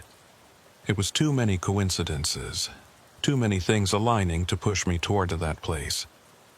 We're being led there, I said out loud, the realization crystallizing as I spoke it. Someone, or something, wants us to find it. Who? Evans asked. I don't know. Maybe the Bureau, maybe something else. But think about it. Every investigator who's gone looking for that place has found it. The difficulty isn't locating it. The difficulty is understanding what it is once you're there. And maybe that's the point. Maybe it wants to be found. The weight of that settled over our group. If the clearing was intentionally drawing investigators to it, if it had been doing so for over a century, then we weren't hunters tracking prey. We were prey being lured into a trap. So what do we do? Tucker asked. Walk away? I thought about Miller Dawson's face. unchanged after 20 years. I thought about the 17 other circles on Brennan's map, 17 families still looking for answers. I thought about Reed's brother, standing in that darkness wearing a smile that had probably never belonged to him in life. "No," I said, "we don't walk away. But we go smart, we go prepared, and we make sure that if something happens to us, the information gets out. Full documentation, copies to multiple people, dead man switches in case we don't return." Over the next 72 hours, we prepared with near-military precision. Evans assembled a team of colleagues, geologists, electromagnetic specialists, even a physicist who specialized in theoretical spatial anomalies, and briefed them on the basics without revealing the location. If we disappeared, they'd know where to send a follow-up team. Reed wrote up everything he'd found and sent copies to 3 different journalists he trusted, with instructions to publish if he didn't check in within a week. He also sent a copy to his lawyer with similar instructions. Tucker assembled a search and rescue team on standby, positioned at the forest access point with orders to come looking if we didn't emerge within 12 hours. I did what I should have done from the beginning. I wrote a full report detailing everything I'd found, every rule I'd broken, every protocol I'd violated. I sealed it in an envelope addressed to the director of the FBI and left it with my lawyer, along with instructions to mail it if I didn't return. Then, on December 21st, we went back. The forest felt different this time. Not more threatening exactly, but more aware. Every shadow seemed to watch us. Every sound seemed calibrated for our ears. We followed Reed's astronomical calculations, entering the forest at dawn on the solstice, planning to reach the clearing at solar noon when the sun would be at its southernmost point. The pale trees appeared exactly where we expected them, which itself was wrong. The clearing shouldn't be predictable, shouldn't follow rules. But there it was, perfect and circular and waiting. We approached cautiously, spreading out around the perimeter to observe from multiple angles. Evans's magnetometer was screaming with readings that shouldn't exist. Tucker was documenting the surrounding forest structure, noting how the pale trees formed a precise geometric pattern. Reed was taking photographs and notes, his hands surprisingly steady, and I was staring at the depression, at the tunnel entrance, knowing that we were going to go down there again despite every rational instinct screaming at us to leave. "Solar noon in 10 minutes, Evans announced. "If your theory about astronomical timing is correct, Reed, whatever happens should happen then." We waited, tension building with each passing minute. The forest around us was utterly silent. No birds, no insects, no wind. Even our breathing seemed muted, absorbed by the moss beneath our feet. At exactly 12:07 p.m. the light changed. It wasn't the sun moving or clouds passing. It was the quality of light itself altering, becoming thicker, more viscous, like we were seeing it through water. The pale trees seemed to glow with their own internal illumination, and the depression in the center of the clearing began to emit a soft, pulsing light that matched no color I could name. "Equipment check," I said, my voice sounding strange in the altered air. Everything was functional, but the readings were impossible. Evans' magnetometer showed magnetic field strengths that would have required industrial equipment to generate. Our GPS units had all stopped working, displaying error messages or nonsense coordinates. The only thing that seemed reliable was our watches, still ticking forward in their mechanical certainty. "We go down," I said. "Together, tethered together, 1 hour maximum. And if anything goes wrong, we pull everyone out," Tucker finished. "No heroics, no solo investigations." We descended into the depression, roped together like mountain climbers, Tucker in the lead and me bringing up the rear. The light from the tunnel entrance was brighter now, pulsing in rhythm with something that might have been a heartbeat or might have been the earth itself breathing. The tunnel walls were humming, a low vibration that I felt more than heard, resonating in my bones and teeth. The inscriptions I'd noticed before were glowing faintly, spelling out patterns that hurt to look at directly. When we reached the chamber, it had changed. The personal effects were still there, still arranged in that spiral pattern, but now they were moving. Not dramatically, just shifting position slightly, realigning themselves into new configurations like pieces on a game board being repositioned by invisible hands. And the far tunnel, the one leading deeper, was no longer dark. Light came from it now, that same nameless glow as the depression entrance, illuminating the shapes that stood within. They were clearer now, more defined in the solstice light. Men, women, children, all standing motionless in the tunnel, all wearing faces I recognized from missing person reports. Miller Dawson was at the front, that same unchanging smile on his features. "We've been waiting," he said, his voice no longer soft or terrible but matter-of-fact, almost friendly.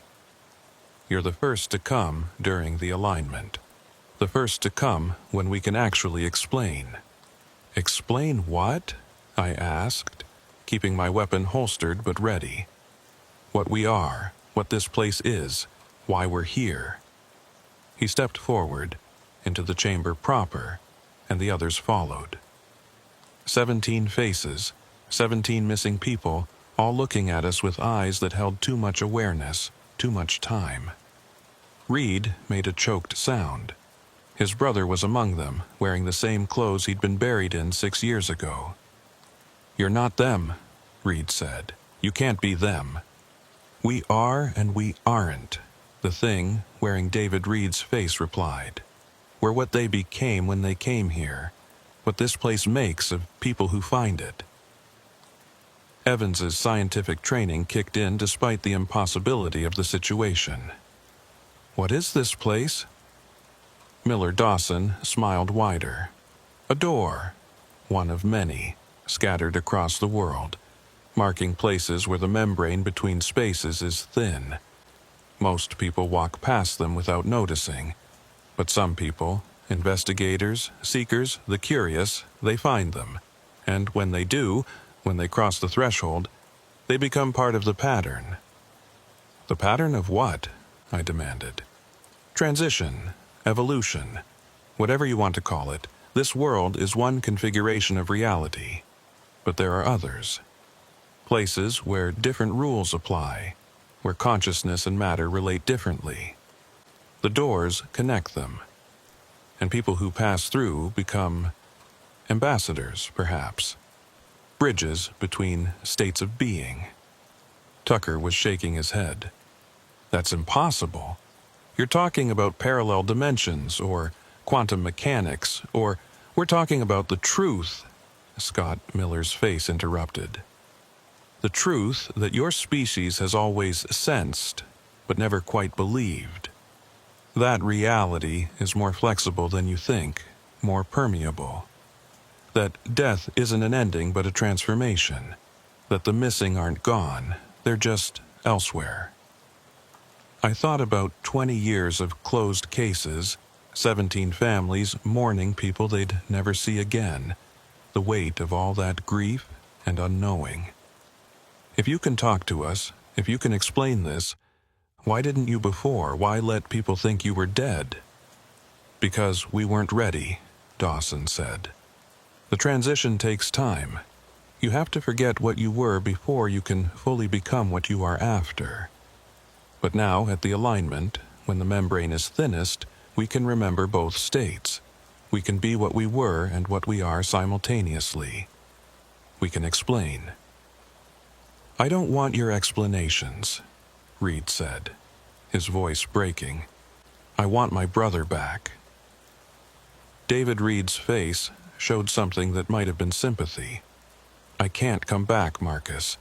The person I was died 6 years ago. What I am now is something else. But I'm not suffering. I'm not in pain. I'm just different. That's not good enough. It's all there is." The light in the chamber was getting brighter. The pulse faster. Evans checked her watch. "We've been down here for 45 minutes. We should think about leaving." But I had to know. I had to ask the question that had been burning in my mind since I first found Dawson's file. Why us? Why were we led here specifically? Dawson's smile finally faltered. "You weren't led here. Not exactly. The clearings don't choose. They exist. They pulse with the cosmic rhythms, and people find them. But once you find one, once you become aware, you begin to see the pattern everywhere. The missing aren't random, Agent Hayes. They're people who were ready to transition, who sense the doors even if they didn't consciously understand what they were sensing. And investigators who get too close, who study the pattern too intensely, they start to resonate with it. That's what's happening to you." I felt that cold handprint on my ankle burning, even though it had faded weeks ago. "The mark I gave you," Dawson continued, seeing my reaction. "It's not a curse or a claim. It's a frequency, like a radio being tuned to a specific station. The more you investigate these disappearances, the more you think about this place, the stronger your resonance becomes. Eventually, you'll be ready to transition too." "That's," I started, but Tucker grabbed my arm. "Hayes, look." He was pointing at our rope, the one tethering us together. It was fraying, individual fibers breaking apart like they were dissolving in acid. We'd been down here 53 minutes. "We're leaving," I said. "Now." "You can leave," Dawson agreed. "The door is always open in both directions, at least during the alignment. But you'll come back. Once you've seen us, once you understand what we are, the resonance will pull you back. Maybe in a year, maybe in 10. But you'll come back." We backed toward the entrance tunnel, eyes on the shapes that had been missing persons, weapons drawn even though we all knew guns wouldn't help if things went wrong. As we reached the tunnel mouth, Reed stopped, looking back at his brother.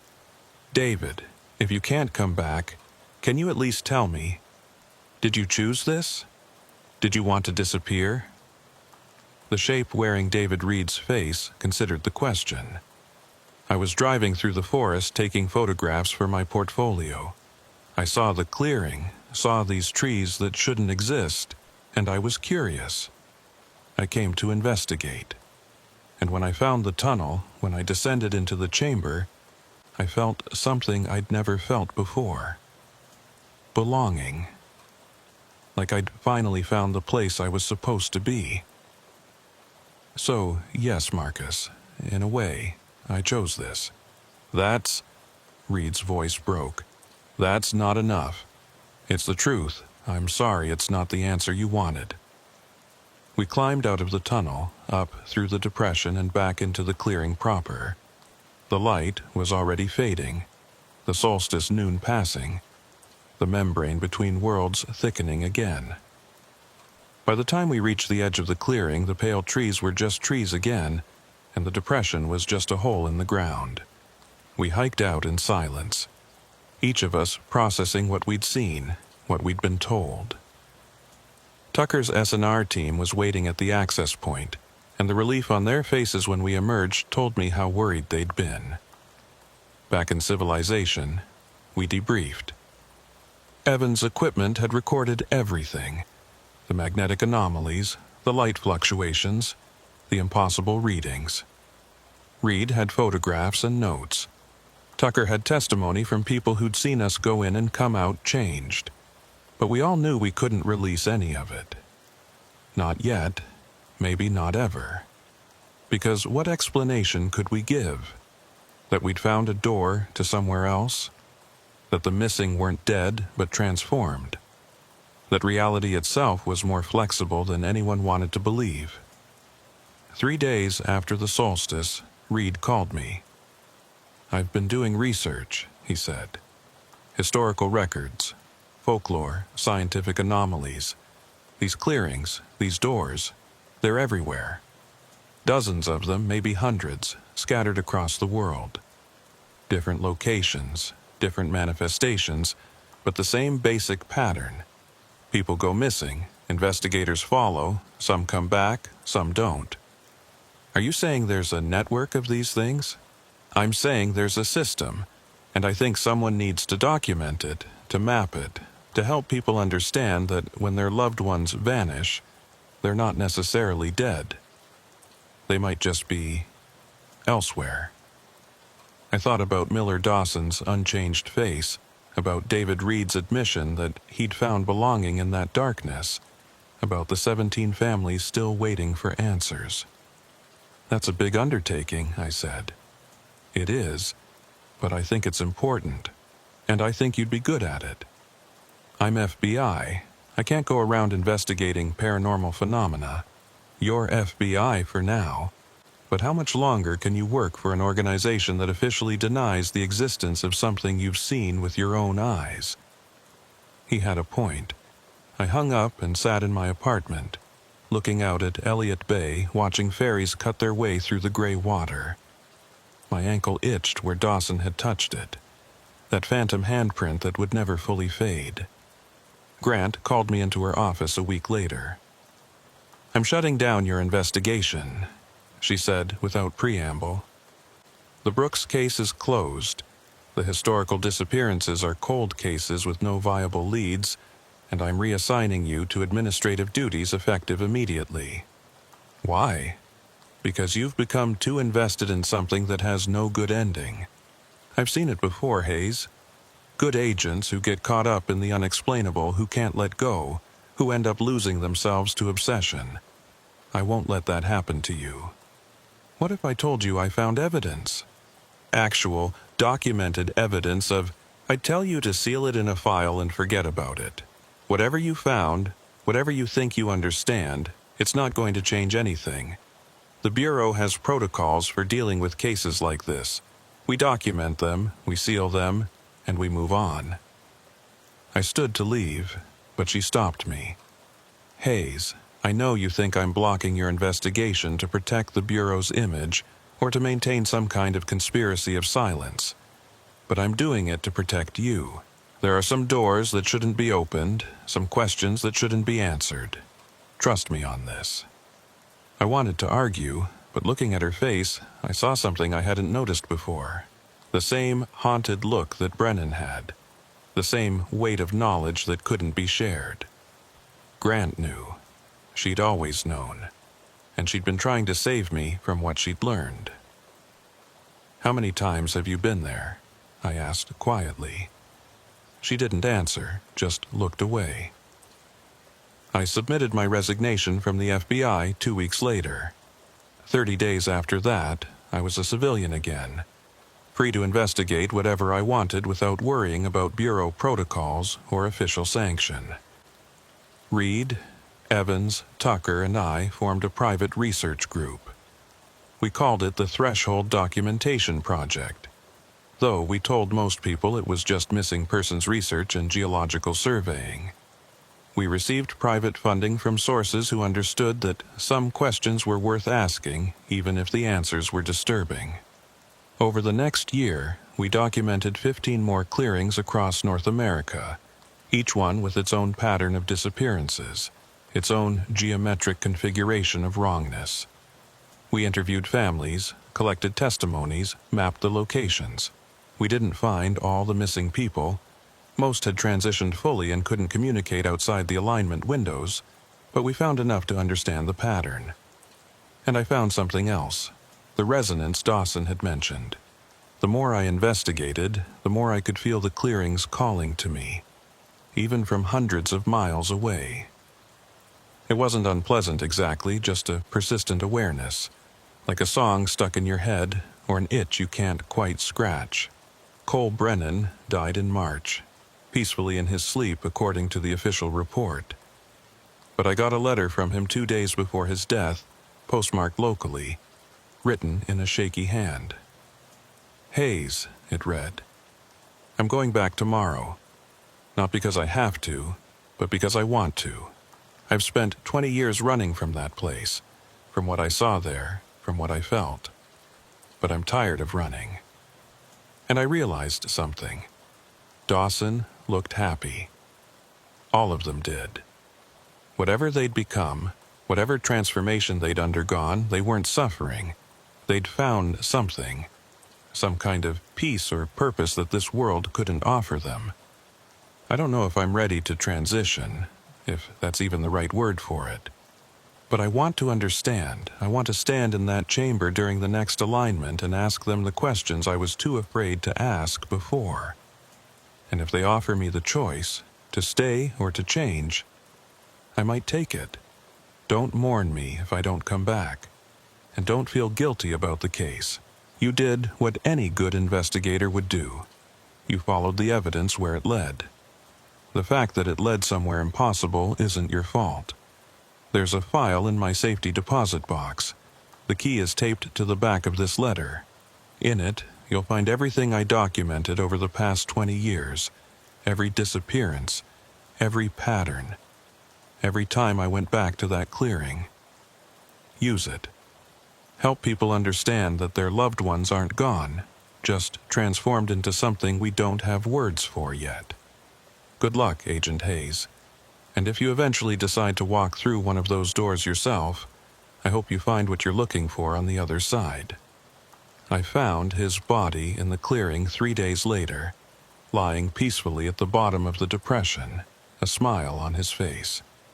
There was no sign of violence, no indication of how he'd died. The medical examiner ruled it a heart attack brought on by the exertion of the hike, which was plausible enough for official purposes. But I knew better. I knew that during the spring equinox, 2 days before I found him, Cole Brennan had made his choice. I'm writing this 2 years later, sitting in my office in Seattle, looking at a map covered in pins. Each pin represents a clearing, a door, a threshold between this world and something else. We've documented 47 of them now, and we're finding more every month. The FBI officially denied my resignation and put me on permanent administrative leave instead, a bureaucratic compromise that lets them maintain some connection to my work without officially sanctioning it. Grant retired last year and sends me emails occasionally, usually just check-ins to make sure I'm still alive and still myself. I am, for now. But the resonance is getting stronger. I dream about the clearings every night, about walking through tunnels that go down forever, about standing in chambers filled with the transformed faces of the missing. Sometimes Brennan is there, or Dawson, or David Reed. Sometimes it's people I haven't identified yet, faces I'll recognize when I finally find their missing person reports. The handprint on my ankle is permanent now. It doesn't fade with time or hide in different light. It's just there, a reminder that I've been marked by something that exists outside normal causality. Reed asks me sometimes if I think we're doing the right thing, documenting these places, helping families understand that their loved ones aren't dead but changed. I tell him I don't know. Maybe giving people closure is worth it, even if the closure comes in the form of knowing their daughter or husband or friend is now something that exists in the spaces between spaces, conscious but transformed beyond recognition. Or maybe we're just making it worse, giving people hope where they should be learning to grieve. The next alignment is in 3 weeks, the summer solstice. We're planning to investigate a new clearing in Northern California, one that's been accumulating disappearances for the past 18 months. We'll document it, photograph it, try to communicate with whatever shapes we find in its depths. And I'll feel that pull, that resonance, that gentle insistence that I could stay if I wanted to, that I could choose transition over investigation, transformation over understanding. I don't know if I'll resist it forever. I don't know if I want to. But for now, I'm still here, still documenting, still trying to understand. Because someone needs to. Because the missing deserve to have their stories told, even if those stories end in places we can't follow. Because in the end, the case that never closed isn't just about Miller Dawson or the 17 others or the hundreds more we've documented across the world. It's about the fundamental question of what happens when you cross a threshold you can't uncross, when you find a door that only opens one way, when you discover that reality is far stranger and more permeable than you ever imagined. I have the coordinates in my desk drawer, Brennan's original ones, the real ones, the ones that don't match any GPS reading because the place they describe exists outside normal geography. I look at them sometimes, late at night when I can't sleep, and I feel that pull, that invitation. Someday, maybe soon, I'll go back one more time. Not to investigate, not to document, but to choose. And when I do, when I descend into that tunnel for the last time and stand in that chamber of transformation, I hope I find the courage to ask the question that matters most. Not, why did this happen, but, am I ready for what comes next? The file remains open. The pattern continues. And somewhere in the forests of Washington, beneath pale trees that shouldn't exist, doors keep opening and closing, waiting for the next person curious enough or desperate enough or simply ready enough to walk through. I dream about it every night. The coordinates are 46.2 de Gorser N, 121.7183 degree WW. But they're not. They're everywhere and nowhere, shifting with cosmic rhythms we don't understand, marking places where one reality bleeds into another. I'll go back during the next alignment. I know I will, and when I do, I might not return. But if you're reading this, if you found this file somehow, then you deserve to know. The missing aren't dead. They're just somewhere else, transformed into something we don't have names for, existing in spaces between the spaces we know. And if you look hard enough, if you're curious enough, if you resonate at the right frequency, you'll find the doors too. What you do when you find them, that's your choice. Just remember, some doors only open one way.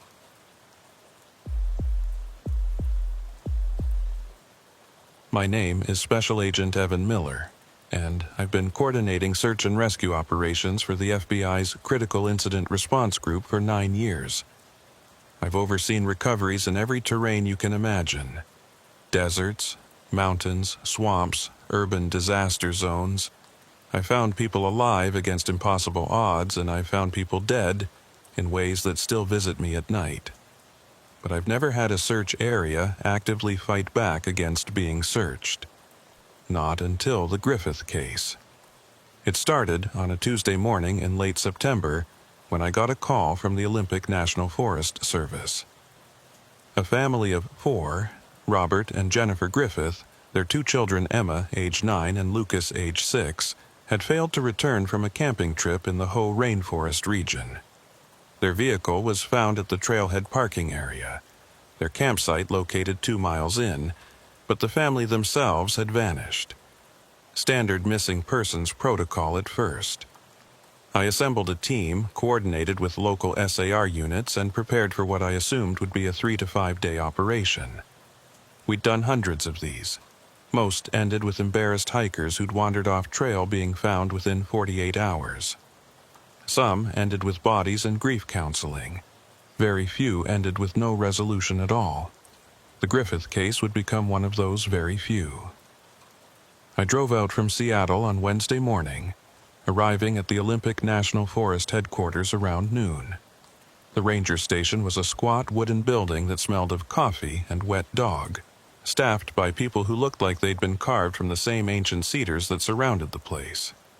Ranger Patricia Coleman was my point of contact. Mid-40s, weathered face, eyes that had seen too many search operations end badly. She had the family's information laid out on a conference table. Permits, vehicle registration, last known photos taken from the father's social media account showing them setting up camp. They checked in at the ranger station Sunday afternoon, Coleman said, pointing to the logbook. Robert Griffith, experienced hiker, had all the right gear. He filed a route plan, 2 nights at Campsite 14. Basic loop trail, nothing technical. They were supposed to check out Tuesday morning. When they didn't show by Tuesday afternoon, we sent a ranger to investigate. And Campsite was there. Tent, sleeping bags, cooking equipment, backpacks. Everything except the people. Coffee pot was still on the camp stove, half full and cold. Food was out like they'd been interrupted in the middle of breakfast. I felt the first stirring of unease. People don't just leave a campsite mid-meal unless something urgent pulls them away. Any signs of struggle? Animal activity? That's the strange part. Coleman pulled out photographs of the campsite. Everything was too neat. The food wasn't disturbed. If a bear or cougar had been around, they would have gone for it. No torn fabric, no blood, no drag marks. It's like the family just stood up and walked away from breakfast. I studied the photos. She was right. The scene was eerily undisturbed. 2 adult camping chairs positioned around a portable table. 4 mess kits with partially eaten oatmeal. A stuffed rabbit sitting on a child's sleeping bag inside the tent. All of it arranged as if the family had simply paused their morning and never resumed it. What about the surrounding area? Any tracks? That's where it gets weird. Coleman pulled out a hand-drawn map. We found tracks leading away from the campsite heading northeast, off the established trail. 4 sets of prints, 2 adult, 2 child-sized. We followed them for about a quarter mile, then they just stopped. Stopped how? Stopped like they walked up to a certain point and then ceased to exist. The tracks didn't fade or get obscured. They ended at a specific spot, mid-stride, like the family had been lifted off the ground. I've heard a lot of search and rescue stories. Most of them have logical explanations that only seem mysterious because we're missing information. But tracks that end mid-stride, that was new. Show me, I said. We hiked into the forest that afternoon, Coleman leading me along the established trail to Campsite 14. The Hoh rainforest is one of the wettest places in the continental United States, receiving over 12 feet of rain annually. Everything grows here. Sitka spruce reaching heights that make you dizzy to look up at. Big leaf maples draped in moss like green shawls. Ferns carpeting the forest floor in layers so thick you can't see the ground beneath. It's beautiful in the way that old cathedrals are beautiful. Overwhelming, humbling, vaguely threatening in its vastness. The campsite was exactly as the photos had shown. Undisturbed, waiting, wrong. I walked the perimeter while Coleman waited at a respectful distance. The tent was a good model, relatively expensive. Set up with the kind of care that suggested experience. Inside, I found the children's sleeping bags arranged carefully, personal items organized in stuff sacks, a small pile of books for bedtime reading. A family that planned to come back. I examined the camp stove, the food, the positioning of everything. Then I noticed something the photographs hadn't captured. On the portable table, partially hidden under a paper plate, was a spiral notebook. I picked it up carefully. It was a journal, the kind marketed to children with inspirational quotes on the cover. Emma Griffith's name was written inside the front cover in careful cursive. I flipped through the pages. Drawings of trees and animals, descriptions of their hike in a 9-year-old's enthusiastic handwriting, observations about mushrooms and moss and birds. The last entry was dated Monday evening. Dad says we'll see the big trees tomorrow. Lucas is scared because he heard something walking around the tent last night, but Mom says it was probably just a deer. I didn't hear anything, but I believe Lucas because he doesn't lie. I hope we see an elk. Dad promised we would see an elk if we're quiet enough. Nothing unusual, nothing alarming. Just a child's hopes for the next day's adventure. I bagged the journal as evidence. and moved to where Coleman indicated the tracks had been found. Even 3 days later, they were still visible in the soft earth, running shoe treads in various sizes, moving in a consistent direction away from the campsite. We followed them northeast, off the established trail and into deeper forest. The tracks were clear at first, easy to follow, preserved by the moisture in the soil and the lack of new rain. But as Coleman had described, about a quarter-mile from the campsite, they simply ended. I stood at the terminus point, looking at what should have been impossible. 4 clear footprints, mid-stride, pressed into the earth with the weight and momentum of people walking at a normal pace. And then nothing. No more tracks, no disturbance in the surrounding vegetation, no indication of where the family had gone next. "What's the terrain like beyond this point?" I asked. Coleman gestured around us. "More of the same. Dense forest, some deadfall, a few seasonal creeks. Nothing that would explain tracks disappearing. We've had 3 separate teams search this area. Local SAR, our own rangers, and a K9 unit from Port Angeles. The dogs picked up the scent from the campsite, followed it to this spot, then lost it completely. They circled for hours trying to reacquire, but came up with nothing. Dogs don't lose scent like that. Not in a forest this damp, where scent particles cling to moisture and linger for days. Unless the family had been lifted by a helicopter, which we would have heard, or had somehow managed to completely mask their scent, the dogs should have found something. "I want to establish a grid search," I said. "Start from this point and work outward in all directions. If they're out here, we'll find them." Coleman nodded, but I saw doubt in her expression. She'd already done this, I knew. She'd already searched and found nothing. But protocol demanded we try again, and I was good at following protocol. We spent the rest of the daylight hours establishing a search perimeter and making plans for the full operation to begin the next morning. I had teams coming from Seattle, K9 units, a helicopter with thermal imaging, volunteer SAR groups from 3 counties.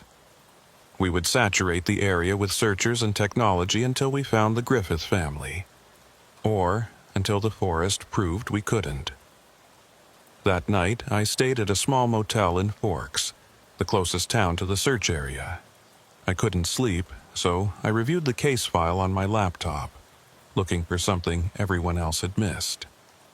Robert Griffith was 42, worked in software development, had been hiking in the Pacific Northwest for 20 years.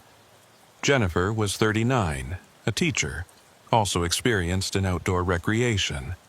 Neither had any history of mental illness, no financial problems, no indicators that this might be a voluntary disappearance. The children were healthy, happy, according to school records and social media posts. This was a normal family, on a normal camping trip that had somehow become abnormal in the space between finishing dinner Monday night and abandoning breakfast Tuesday morning. I pulled up satellite imagery of the search area, studying the terrain from above. The forest canopy was so dense that most of the ground was invisible, just an endless expanse of green broken occasionally by the silver threads of creeks and rivers. I marked the campsite location, the point where the tracks ended, and drew concentric circles radiating outward. Within a 5-mile radius there were no roads, no structures, no easy exit points from the forest. If the family was trying to leave on foot, they'd chosen the most difficult possible direction. If they were lost and disoriented, they should still be within the search parameters we'd established. Unless they weren't lost. Unless something else had happened. I tried not to think about the something else scenarios.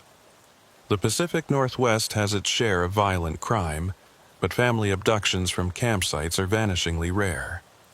Animal attacks were more common, but we'd found no blood, no signs of struggle, no indication that anything predatory had visited the campsite, which left accident, misadventure, or something I hadn't thought of yet.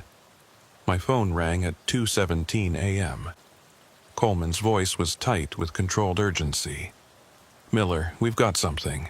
Search team doing a night sweep with thermal imaging just picked up heat signatures about 3 miles northeast of the campsite. 4 distinct sources. Human-sized, stationary." I was dressed and in my vehicle before she finished the sentence. "I'm on my way. Don't approach until I get there." Already gave that order. But Miller, the location is strange. Strange how? The heat signatures are showing up in an area we've already searched twice. Both teams logged it as clear. No signs of human presence, no tracks, nothing. But now the thermal is showing 4 people just sitting there. That cold feeling settled in my chest again. The one I get when a case stops making sense. Maintain visual contact and wait for me. The drive to the Forest Service Road took 20 minutes, then another 30 to hike in with Coleman and a small team to the location the helicopter had marked. We moved through the darkness with headlamps and GPS units, the forest pressing close on all sides, every shadow deep enough to hide anything. The helicopter circled above, its spotlight occasionally breaking through the canopy in shafts of brilliant white. Over the radio, the pilot's voice crackled. "Still showing 4 signatures, no movement. They've been stationary for over an hour." We reached the coordinates just after 4 a.m. Coleman called a halt, and we formed a perimeter around the area, lights trained on a small clearing barely large enough to qualify as open space. The clearing was empty. "Pilot, confirm coordinates," I said into my radio. "Confirmed. You should be right on top of them." I swept my flashlight across the clearing. Ferns, moss, fallen logs thick with decay. No people, no movement, no heat signatures that I could see with my own eyes. "Thermal still showing them?" I asked. A pause. "That's negative. Signatures just disappeared. All 4 simultaneously about 30 seconds ago." I felt the hairs on my neck rise. We'd been within 100 yards of this location for the past 10 minutes, closing in carefully and quietly. If there had been people here, they couldn't have left without us seeing or hearing them. The forest was too dense, too noisy underfoot with its layers of wet vegetation and fallen branches. "Fan out," I ordered. "Search pattern alpha. Look for any indication that people were here. Footprints, disturbed vegetation, anything." We searched for 2 hours as dawn crept through the canopy. We found nothing. The clearing was undisturbed, the surrounding forest untouched. Whatever the thermal imaging had detected, it had left no physical trace. By the time we called off the night search, I was cold, exhausted, and deeply unsettled. 4 heat signatures appearing in an area we'd already searched, remaining stationary for over an hour, then vanishing the moment we got close. That wasn't normal missing persons behavior. That was something else. The full search operation began at 8 a.m. with over 60 personnel spread across a grid pattern covering 12 square miles. We had 3 K9 units, 2 helicopters, drone coverage, and enough volunteers to search every square foot of forest within our perimeter. By 2 p.m. we'd found nothing. By 6 p.m. we'd found less than nothing. We'd found anomalies. The first team to report something strange was Grid 7, searching an area about 2 miles east of the campsite. They'd been instructed to look for any signs of human passage, any disturbance in the natural environment.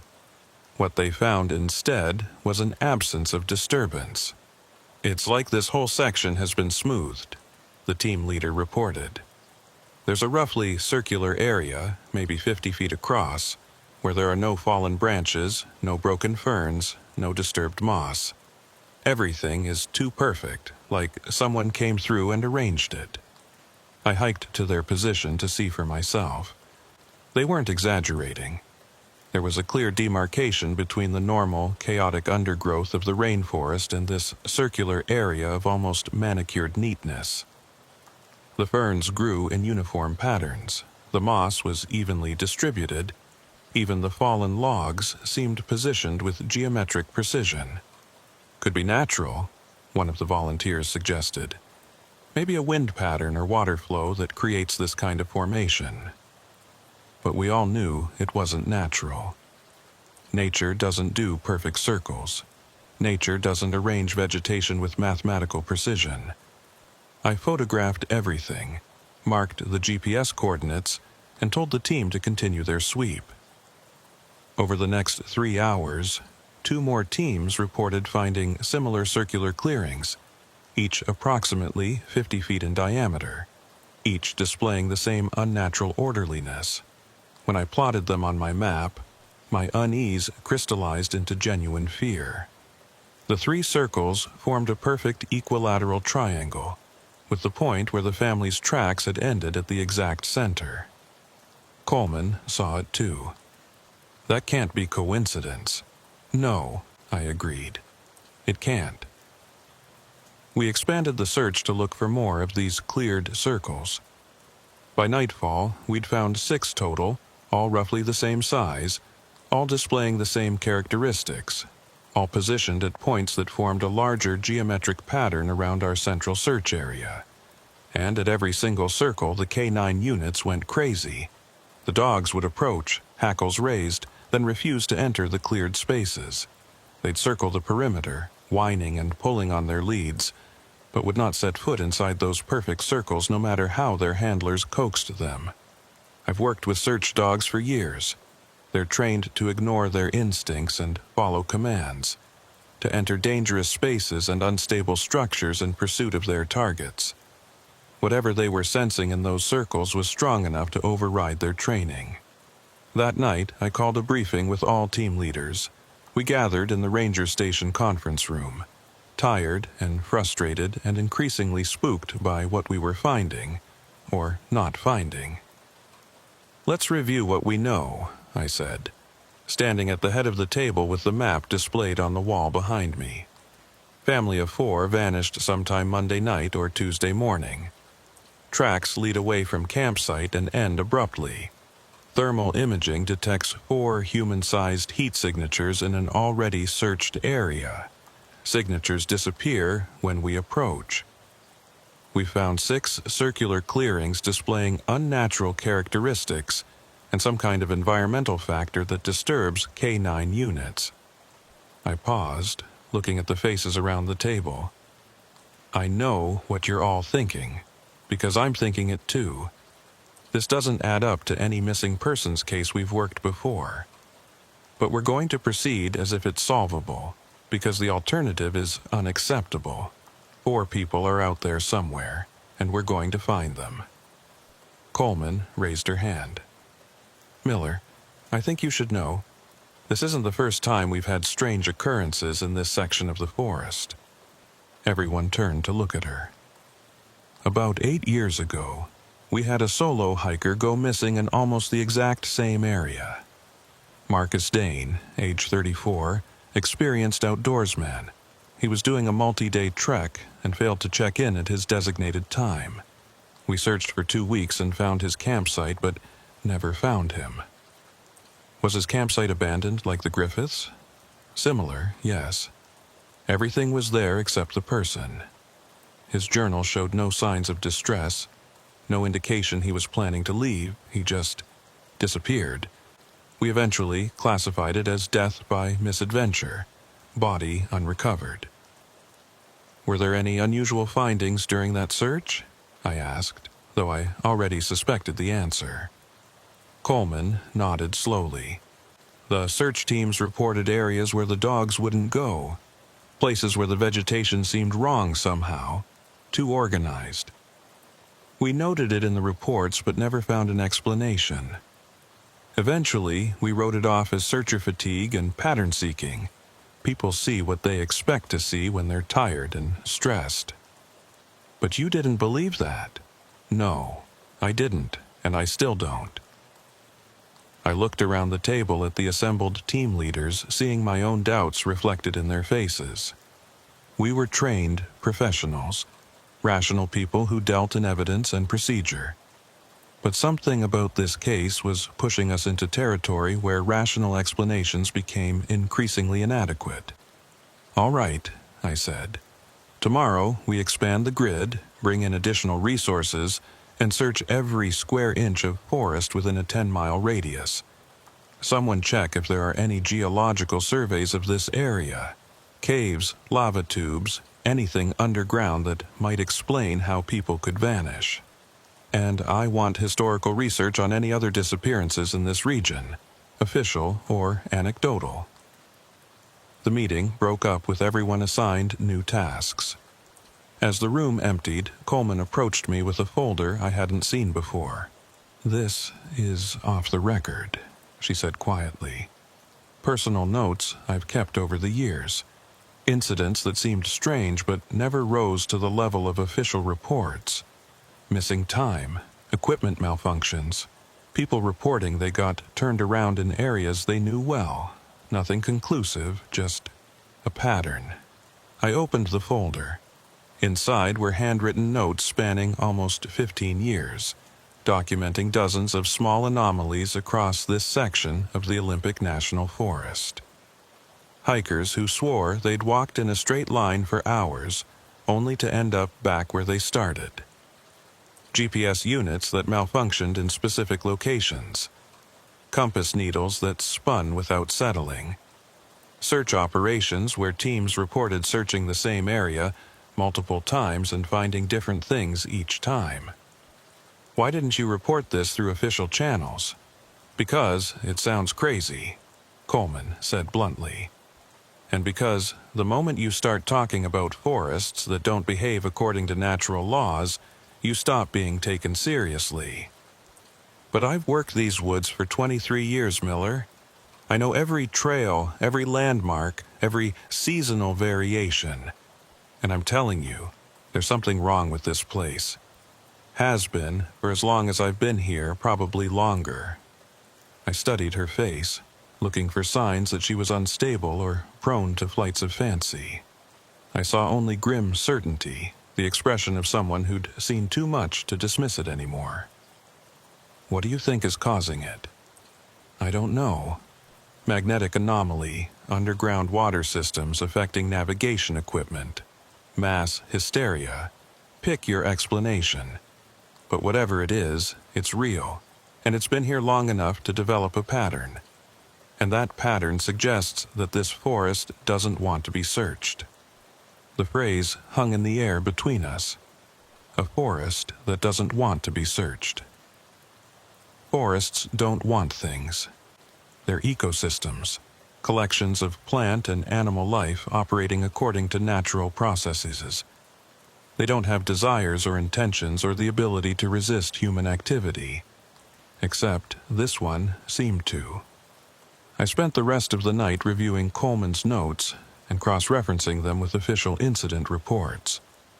The pattern she'd identified was subtle but undeniable. This particular section of the Olympic National Forest had a higher than average rate of what she called navigational failures.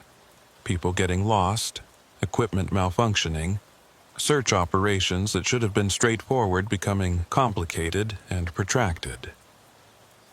The most disturbing entry was from 6 years ago, a search and rescue operation for a missing child that had lasted 48 hours. The child, a 7-year-old boy, had wandered away from a family picnic site. Multiple search teams, K-9 units, and helicopter support had been deployed. They'd searched an area of less than 2 square miles for 2 full days without finding any trace. Then, on the 3rd day, the child had simply walked out of the forest on his own, appearing on a trail less than half a mile from where he'd disappeared. He was unharmed, clean, not hungry or thirsty despite having been missing for 48 hours. When asked where he'd been, he said he'd been waiting in the quiet place for someone to come get him. The quiet place. A 7-year-old's description of wherever he'd been for 2 days. The search teams had documented that they'd covered his exit route multiple times. They'd had people standing on that exact trail for hours. Yet somehow, the child had been able to walk out without anyone seeing him until he chose to appear. The official report attributed it to the child being in shock and moving through searched areas without realizing searchers were present. The unofficial notes in Coleman's folder told a different story. Every team member reported feeling like they were searching in circles, like the forest was deliberately confusing them, like the trees themselves were shifting position when no one was looking. Mass hysteria, the official review had concluded. Stress-induced misperception. But 47 trained professionals all experiencing the same hallucination. That stretched the definition of mass hysteria beyond credibility. My phone buzzed with a text from one of the team leaders. Thermal imaging picking up signatures again. Same location as last night, 4 sources, stationary. I grabbed my gear and headed back into the forest. We approached more carefully this time, moving in slowly from multiple directions, maintaining radio contact, ready for whatever we might find. The helicopter held position overhead, its thermal camera locked on the signatures. Still showing 4 sources, the pilot reported. No movement, they're just sitting there. I was 200 yards out when my radio crackled with a new voice, one of the K9 handlers from a flanking team. Miller, the dogs are refusing to advance. All 3 units, simultaneous refusal. They're pulling back hard. What's their behavior? Scared. I've never seen Sadie scared like this. She's a 9-year veteran. She's done building collapses and avalanche work. Whatever she's sensing, it's bad enough to override all her training. I looked at Coleman, who was moving beside me through the dark forest. Your call, she said. We can push forward or pull back. Standard procedure would be to push forward. We had heat signatures indicating possible human presence. Even if the situation felt wrong, our duty was to investigate. But I was also responsible for the safety of my team, and every instinct I developed over 9 years of search operations was screaming that we should not get closer to whatever was generating those thermal signatures. All teams hold position, I ordered. Maintain visual contact with the target area, but do not advance. Pilot, can you get a visual? Negative. Canopy is too dense. Thermal is all I've got. I pulled out my binoculars and trained them on the area where the signatures should be. Through the trees and undergrowth, I could make out a small clearing, possibly one of the circular formations we'd documented earlier. The darkness was too complete to see details, but the space was there, a pocket of openness in the dense forest. And in that pocket I saw movement, just a flicker, barely perceptible, like shadows shifting against shadows. But it was there. 4 shapes, vaguely human-sized, positioned in the clearing as if sitting or standing around a central point. I have visual, I said into the radio, my voice steadier than I felt.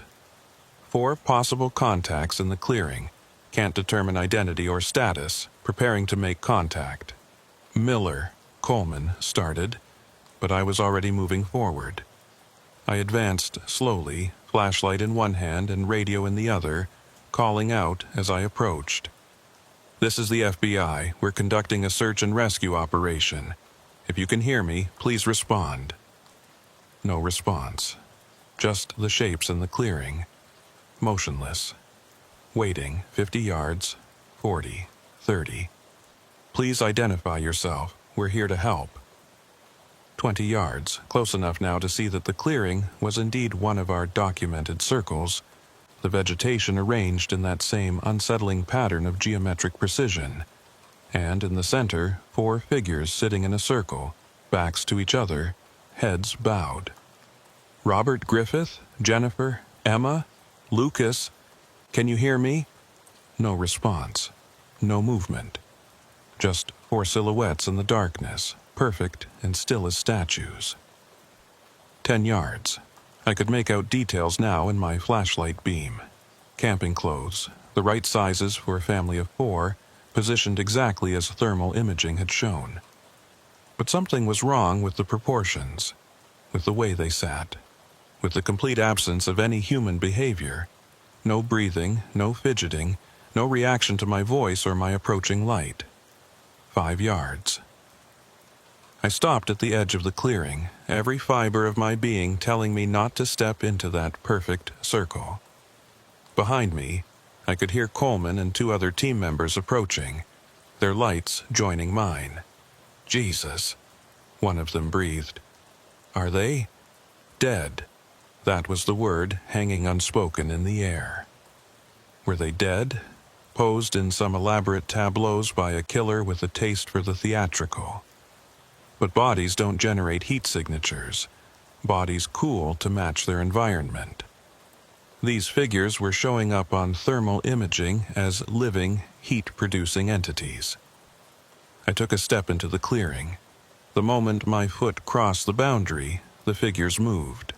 All 4 of them, simultaneously, their heads snapping up to face outward, away from each other in cardinal directions, not turning smoothly but moving in a single jerking motion, like puppets yanked by strings. I stumbled backward, my hand going to my weapon. In the flashlight beams I could see their faces now, or where their faces should have been. Instead of features, eyes, noses, mouths, there was just smoothness. Blank expanses of flesh-colored surface. Featureless and wrong and impossible. "Fall back!" I shouted. But I couldn't move. I was rooted to the spot, staring at these things that wore human shapes but were fundamentally not human. Then they spoke. All 4 of them simultaneously, in voices that came from no visible mouths. "Why do you keep looking?" The voice was terrible. Not because it was harsh or threatening, but because it was perfectly ordinary. A middle-aged man's voice, calm and reasonable, asking a simple question. "We're looking for the Griffith family," I managed to say. "Robert, Jennifer, Emma, and Lucas. Have you seen them?" "We are them. We are here. Why do you keep looking?" "You're not," I started, but Coleman grabbed my arm, pulling me backward. "Miller, look at your hands." I looked down. My hands were shaking, but that wasn't what Coleman was pointing at. The skin on my hands was darkening, mottling with patches of shadow that spread as I watched. It didn't hurt, didn't itch, just spread like ink through water, darkening my flesh in patterns that reminded me of the moss patterns on the forest floor. "Get out of the clearing!" Coleman screamed, yanking me backward. I stumbled back across the boundary, and the moment I did, the shadowing stopped spreading. It didn't recede, but it stopped growing. I looked up at the 4 figures, which had returned to their original positions, sitting in a circle, backs to each other, heads bowed. And as I watched, they faded. Not quickly, not dramatically, just gradually becoming less distinct, less solid, until they were just shadows among shadows. The thermal imaging confirmed what my eyes were seeing. "Signatures gone," the pilot reported. "All 4 simultaneously. You guys okay down there?" No. We were absolutely not okay. We retreated to a safe distance, what we hoped was a safe distance, and I examined my hands under proper lighting. The shadowing had stopped at my wrists, leaving my hands marked with irregular patches of darkness that looked almost like bruises, but felt like nothing at all. No pain, no sensation, just a visual change that shouldn't be possible. Coleman documented it with photographs while I tried to control my breathing and make sense of what had just happened. 4 figures that looked human but weren't, voices that came from no mouths, skin that darkened in response to what? Proximity, time spent in the clearing, contact with whatever those things were. "We need to evacuate the search area," Coleman said firmly. "Whatever is happening here, it's not natural and it's not safe. We're putting people at risk by continuing." "We have a family of 4 missing," I countered, though my conviction was wavering. We can't just abandon. Those things weren't the Griffith family. You know that, Miller. Whatever they were something else using the shape of people. I wanted to argue, but she was right. The faceless figures in the clearing hadn't been human, hadn't been alive in any meaningful sense. They'd been something else. Something that had responded to our search by manifesting in a form designed to confuse us, to make us question what we were seeing. The forest that doesn't want to be searched. "All right," I said. "We pull back for tonight, regroup, and reassess in the morning. But I need to report this up the chain of command. The FBI needs to know what we're dealing with." I made the call at 3 a.m. from the ranger station, speaking to my supervisor in the Seattle office. I tried to keep my report factual and unemotional. Thermal signatures that appeared and disappeared, figures in the clearing that exhibited non-human characteristics, physical effects on personnel who entered designated areas. The response was exactly what I expected. Skepticism, concern about my mental state, suggestions that we were all experiencing stress-induced hallucinations brought on by the challenging search conditions. "With all due respect," I said, keeping my voice level, "I have photographic evidence of the physical effects. I have thermal imaging footage. I have testimony from over a dozen trained personnel. This isn't hallucination or stress. This is something actually happening in this forest. Agent Miller, I'm going to authorize a medical evaluation for you and any other personnel who've reported unusual experiences. In the meantime, I'm reassigning the search coordination to Agent Brooks from the Portland office. You're to return to Seattle for debriefing." I wanted to argue, but I knew it was pointless. I just reported something that violated every natural law we based our understanding of reality on. Of course they were going to pull me off the case and have me evaluated. "Understood," I said. "But whoever you send to replace me needs to be briefed on the dangers. This isn't a standard search operation. We'll take your report under advisement. Get some rest, Miller. You sound exhausted." The call ended, and I stared at the phone in my hand, then at the darkened patches on my skin that served as evidence that something impossible was happening here. Coleman had been listening to my half of the conversation. "They're pulling you?" They think I'm having a breakdown, which honestly I might be. Because what I saw tonight doesn't make any sense. "No," Coleman agreed. "It doesn't. But that doesn't make it any less real." I spent what remained of the night reviewing footage from the thermal imaging cameras and the body cameras several team members had been wearing. The footage confirmed what we'd all witnessed. 4 figures in the clearing, responding to our approach, speaking without mouths, then fading from existence when we pulled back. But when I tried to make copies of the footage to bring back to Seattle, I encountered the same problem that had plagued previous investigations. The files were corrupted. Not all of them, just the portions showing the actual encounters in the clearing. Everything else was fine. Approach footage, retreat footage, all crystal clear. But the crucial moments, the evidence that would prove what we'd seen, were degraded into digital noise. I tried 3 different methods of copying the files, used 2 different computers, even had our IT specialist attempt a raw data recovery. Every time, the same result: corrupted files, unusable footage, evidence that refused to be preserved. The forest doesn't want to be searched, and apparently it also doesn't want to be documented. By dawn, Agent Brooks had arrived from Portland, a younger agent, eager and skeptical in equal measure. He listened to my briefing with the kind of polite attention that suggested he thought I was either lying or delusional, probably both. "So you're saying the forest is alive? Conscious? Actively resisting the search?" "I'm saying the evidence suggests the search area is experiencing unusual phenomena that make standard SAR protocols ineffective." Unusual phenomena. He said it like the words tasted bad. Agent Miller, with all due respect, I've reviewed the case file. What I see is a straightforward missing persons case that's been complicated by confirmation bias and possibly some environmental factors that affected equipment function. I don't see evidence of anything supernatural. Then explain the thermal signatures. Explain the figures in the clearing. Likely a combination of equipment malfunction and misidentification under low-light conditions.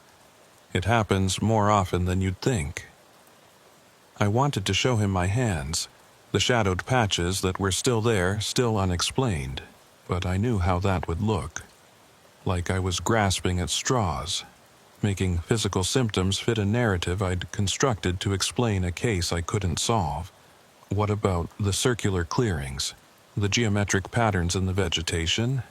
Natural formations, possibly created by wind patterns or fungal activity. The Olympic rainforest has numerous examples of unusual growth patterns that have perfectly natural explanations. He had an answer for everything, and they were all reasonable answers. That was the problem. Individually, each strange occurrence could be explained away. It was only when you looked at the pattern, at the accumulation of anomalies, that the explanations started to break down. But trying to convince someone of a pattern when they're determined to see coincidence is a losing battle. I'm ordering a systematic grid search of the area, Brooks continued. Standard protocols, by-the-book procedures. We're going to find this family, and we're going to do it using proven methods. I wanted to warn him. I wanted to tell him that proven methods didn't work in this forest, that the area had a way of confusing searchers and hiding evidence and manifesting things that shouldn't exist. But I could see in his expression that any warning I offered would only confirm his suspicions that I'd lost my objectivity. So I just said, "Good luck," and started packing my equipment. Coleman found me in the parking lot as I was loading my vehicle. "You're really leaving?" "I don't have a choice. I'm officially off the case." "And unofficially?" I looked back at the forest, at the wall of green that seemed to absorb light rather than reflect it, at the shadows between trees that were deeper than shadows should be. Unofficially, I don't think Brooks is going to find them. I think the forest has already taken them, the same way it took Marcus Dane 8 years ago, the same way it's been taking people for however long this has been happening. And I think it's going to keep taking people until someone figures out what it wants. What it wants, Coleman asked. Forests don't want things. This one does. You said it yourself, it doesn't want to be searched. But I think it's more than that. I think it wants to be left alone, and it's willing to make people disappear to ensure that happens. Coleman was quiet for a moment. Then, if you're right, if this forest is somehow conscious or purposeful, then why does it leave evidence at all? Why leave the campsite undisturbed? Why create those circular clearings? Why manifest those things for us to see? Maybe it's a warning, or maybe it's a game, or maybe it's testing us, trying to see how far we'll push before we give up and leave. And what happens if we don't leave? I thought about my shadowed hands, about the figures with no faces, about all the people who disappeared in this forest over the years. I think we find out what happened to the Griffith family, the hard way. I drove back to Seattle under orders to report for medical evaluation. The drive took 3 hours, and I spent every minute of it thinking about what I'd seen, what I'd experienced, what it meant. The medical evaluation was exactly what I expected. Cognitive tests, psychological assessments, questions designed to determine if I was experiencing delusions or hallucinations or some kind of breakdown. I passed all of them because I wasn't crazy and I wasn't seeing things that weren't there. I was just seeing things that shouldn't be there, which is different. The patches on my hands were examined by 3 different doctors. They documented them, photographed them, took skin samples, ran blood tests. Every test came back normal. No tissue damage, No chemical changes, no explanation for why my skin had darkened in irregular patterns. The doctors concluded it was likely a temporary discoloration caused by contact with some plant compound in the forest, possibly an allergic reaction to moss or lichen. Never mind that I hadn't touched moss or lichen in the clearing. Never mind that the discoloration had appeared while I was standing in the clearing, spreading across my skin in real time. Never mind that it was permanent. 3 days later, it showed no signs of fading. They were doing what people do when confronted with something that doesn't fit their model of reality, finding the explanation that required the least adjustment to their worldview, regardless of whether that explanation actually matched the evidence. I understood it. I'd done the same thing countless times in my career, finding mundane explanations for unusual circumstances, explaining away anomalies as misperceptions or equipment failures. But I'd also learned that sometimes the unusual circumstances weren't unusual. They were evidence of something real and disturbing that we simply hadn't encountered before. While I was stuck in Seattle attending meetings and evaluations, the search in the Olympic National Forest continued. I monitored the reports through official channels and through back-channel communications with Coleman and team members I trusted. Brooks had assembled a massive operation, over 100 personnel, extensive technology resources, systematic grid coverage that should have found anything findable in the search area. They searched for 4 days, covering every square foot of forest within a 10-mile radius of the Griffith campsite. They found nothing.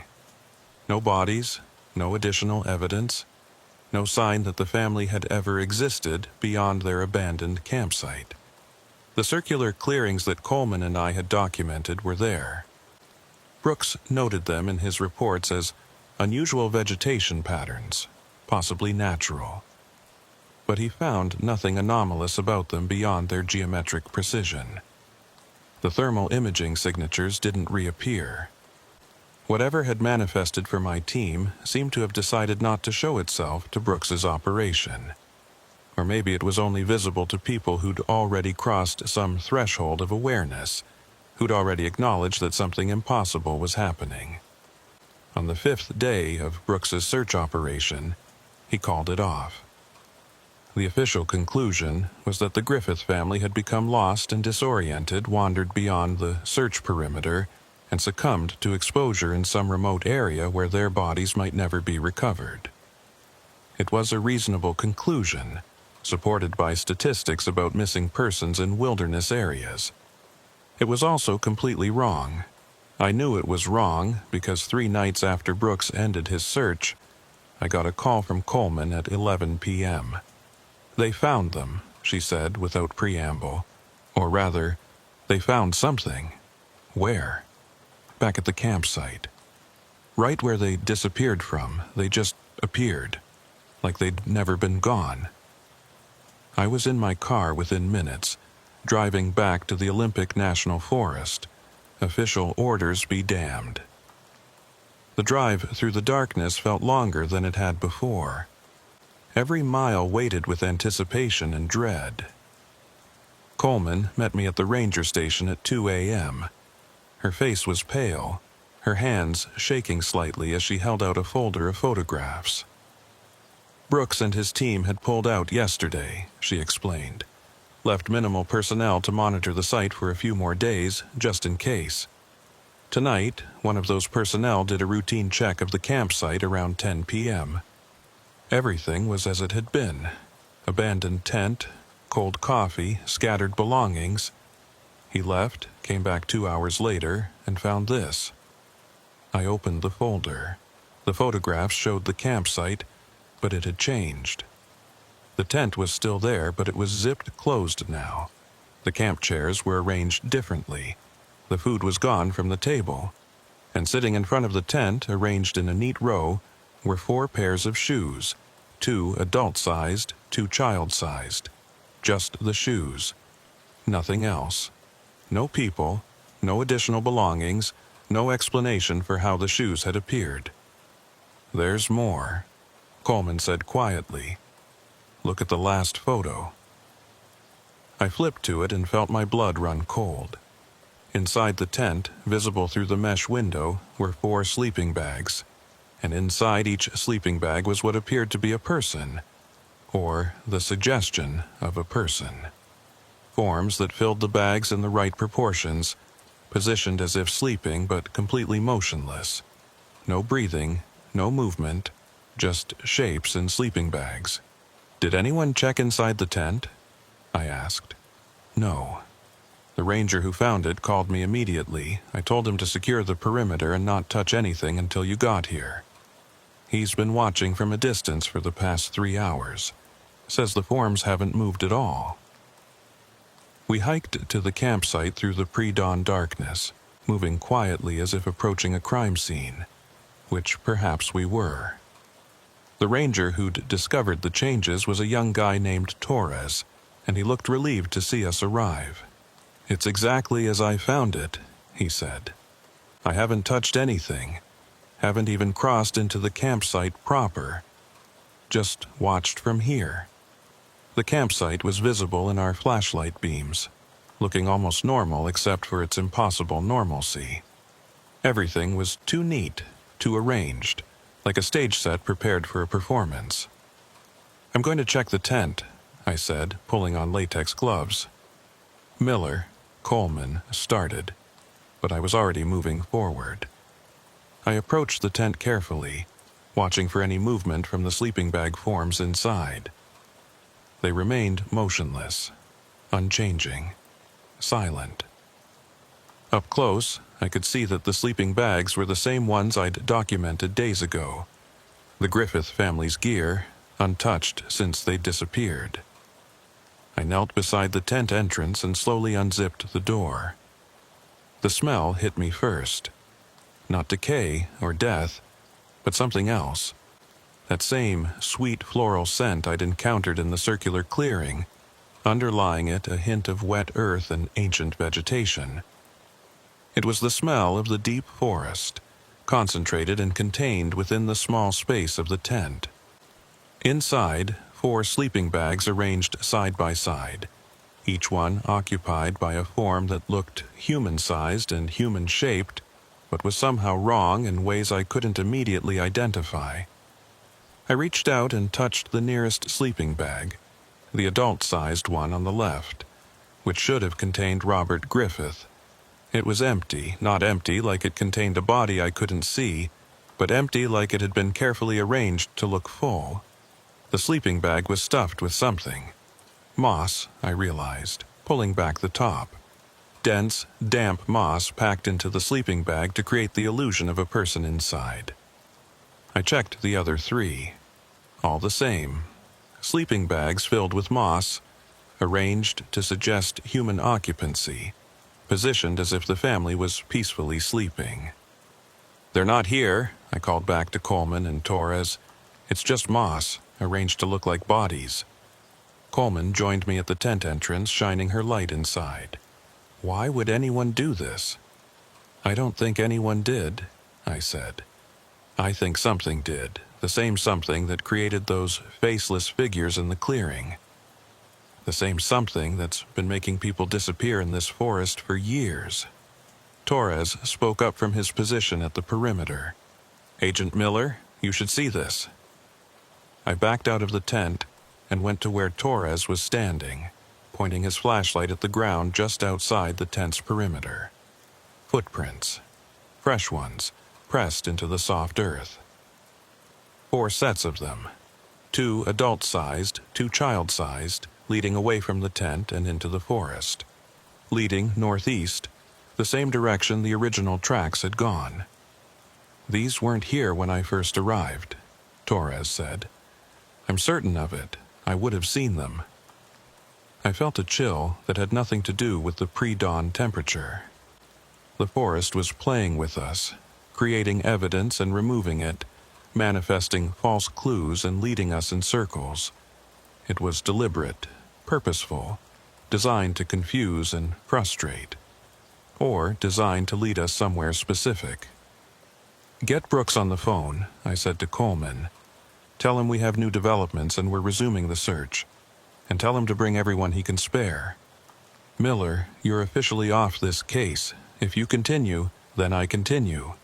I don't care about official status anymore. 4 people are missing, and this forest knows where they are. We're going to follow these tracks and see where they lead. We followed the tracks. Brooks arrived with his full team by mid-morning, skeptical but unable to ignore the new evidence. The tracks were real, clearly visible, leading in a consistent direction away from the campsite. He organized teams, established communication protocols, and began a systematic pursuit of what he called the persons of interest. He still didn't believe in the forest, still thought we were dealing with natural phenomena and human behavior. I envied him that certainty, even as I knew it was going to fail him.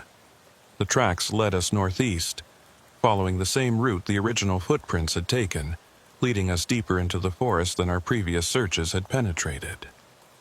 The terrain grew more difficult.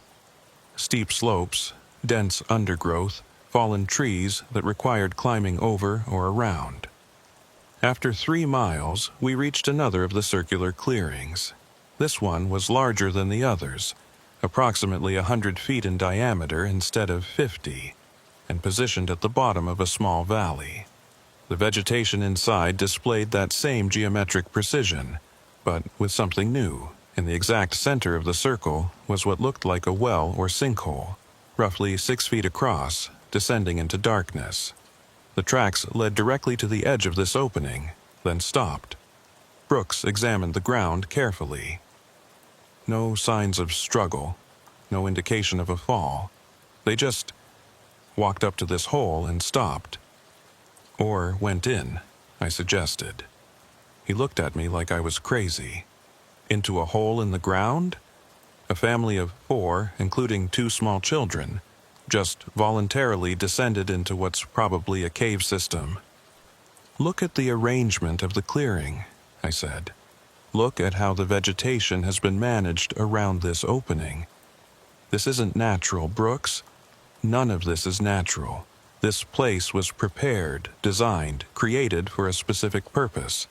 Caves are natural. Vegetation patterns around geological features are natural. What you're describing is impossible, I know. But so was thermal signatures that appear and disappear. So were the figures in the clearing. So were sleeping bags filled with moss arranged to look like sleeping people. At what point do we acknowledge that the rules we think govern this place don't actually apply? Brooks didn't answer. He was already setting up a perimeter around the sinkhole, calling for rope and climbing equipment, preparing to investigate what he saw as a potential accident scene. I approached the edge of the opening and looked down. My flashlight beam revealed smooth stone walls descending into darkness, with no visible bottom. The walls showed the same unnaturally smooth quality as the tunnel I'd encountered in the circular clearing days ago. Too perfect, too geometric, not carved by water or natural erosion, but by something else. I'm going down, I said.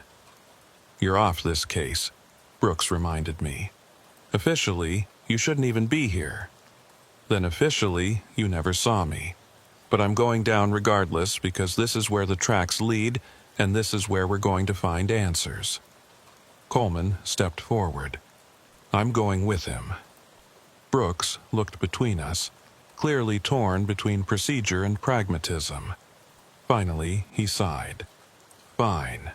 But you both wear safety gear, you maintain radio contact, and you don't take unnecessary risks. This is still a recovery operation, not an adventure expedition. We geared up, climbing harnesses, helmets, multiple light sources, rope systems that would allow us to ascend quickly if necessary. Torres and 2 other rangers were assigned to manage our lines from the surface. As I prepared to descend, Coleman pulled me aside. What are we really expecting to find down there? The truth, I said. Whatever that is. The descent was slower than I expected. The walls of the shaft were perfectly smooth, offering no handholds or natural features to use for climbing. We rappelled down in darkness, our lights revealing nothing but endless smooth stone and the rope stretching above us. At 50 feet, my light caught something carved into the wall, symbols or glyphs that I didn't recognize, arranged in spiraling patterns that made my eyes hurt to follow. At 100 feet, the shaft opened up into a larger chamber. I signaled Coleman to stop, and we hung suspended in the darkness while I swept my light around the space. The chamber was enormous, cathedral-sized, with a floor that I couldn't see even with my strongest light. The walls were covered in more of those spiral glyphs, and from somewhere far below came the sound of running water. "This is incredible," Coleman breathed. "This has to be a natural cave system, but those markings are not natural," I finished. "Come on, let's keep going." We descended further, our lights barely penetrating the vast darkness of the chamber. At 150 feet, my rope went slack. I'd reached the floor. I unclipped and examined my surroundings. The floor was smooth stone, damp but not wet, and it extended in all directions beyond where my light could reach. The sound of water was louder now, echoing from multiple directions. Coleman landed beside me, and we stood together in the darkness, two small points of light in an underground vastness that shouldn't exist beneath the Olympic rainforest. "Radio check," I said into my handset. Static, then, faintly, "Brooks here. We're receiving you. Status?" "We're at the bottom of the shaft, approximately 150 feet down. We're in some kind of cave chamber. No sign of the Griffith family yet. We're going to explore the immediate area." "Copy that. Stay in radio contact." Coleman and I moved forward slowly, mapping the space with our lights. The chamber appeared to be roughly circular, maybe 200 feet across, with 4 tunnel openings positioned at cardinal points around the perimeter. The tunnels were large, 10 feet high and wide, and showed the same smooth walls as the descent shaft. In the exact center of the chamber was a raised platform, also carved from stone, with what looked like a shallow depression in its surface. I approached it carefully, and as my light illuminated the depression, I saw what it contained. 4 backpacks, 2 adult-sized, 2 child-sized. The Griffith family's belongings, neatly arranged in a row. "Jesus," Coleman whispered. "They were here." "Or their things were brought here," I said, examining the backpacks without touching them.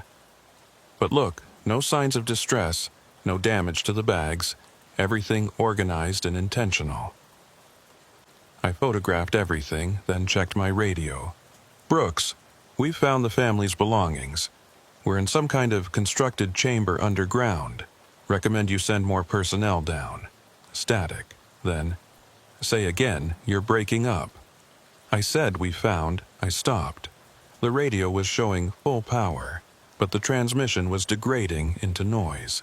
Coleman tried her radio with the same result. "We're losing the signal. Shouldn't be possible at this depth. The shaft is straight. There's nothing to block the radio waves." Unless something wanted to block them. I examined the 4 tunnel openings, trying to decide which one to explore. Each tunnel was identical in size and construction, offering no clue as to which might lead somewhere productive. Then I noticed something. In front of one of the tunnels, barely visible in the darkness, were footprints. Small ones, child-sized, pressed into a patch of damp earth. "Coleman, over here." We approached the tunnel together, following the small footprints as they led into the darkness. Our radio attempted to maintain contact with the surface, but the static was overwhelming now, drowning out any possible communication. We were alone, descending into darkness, following the trail of a missing family that had somehow ended up in an impossible underground chamber that shouldn't exist. The tunnel sloped downward gently, the walls maintaining their unsettling smoothness. Every 20 feet or so we'd find another footprint, Always child-sized, always singular, like we were following just one person. Or like something was leaving just enough evidence to keep us moving forward. After what felt like half a mile but was probably closer to a quarter, the tunnel opened into another chamber. This one was smaller than the first, maybe 50 feet across, and it wasn't empty. In the center of the chamber, arranged in a circle, were 4 sleeping bags. The same sleeping bags we'd seen in the tent, except these ones actually contained people. Or things that looked like people. I approached slowly, my hand on my weapon, my light trained on the sleeping bags. As I got closer, I could see that the bags were moving slightly, rhythmically, as if the occupants were breathing. "Robert Griffith?" I called out. "Jennifer? Can you hear me?" No response.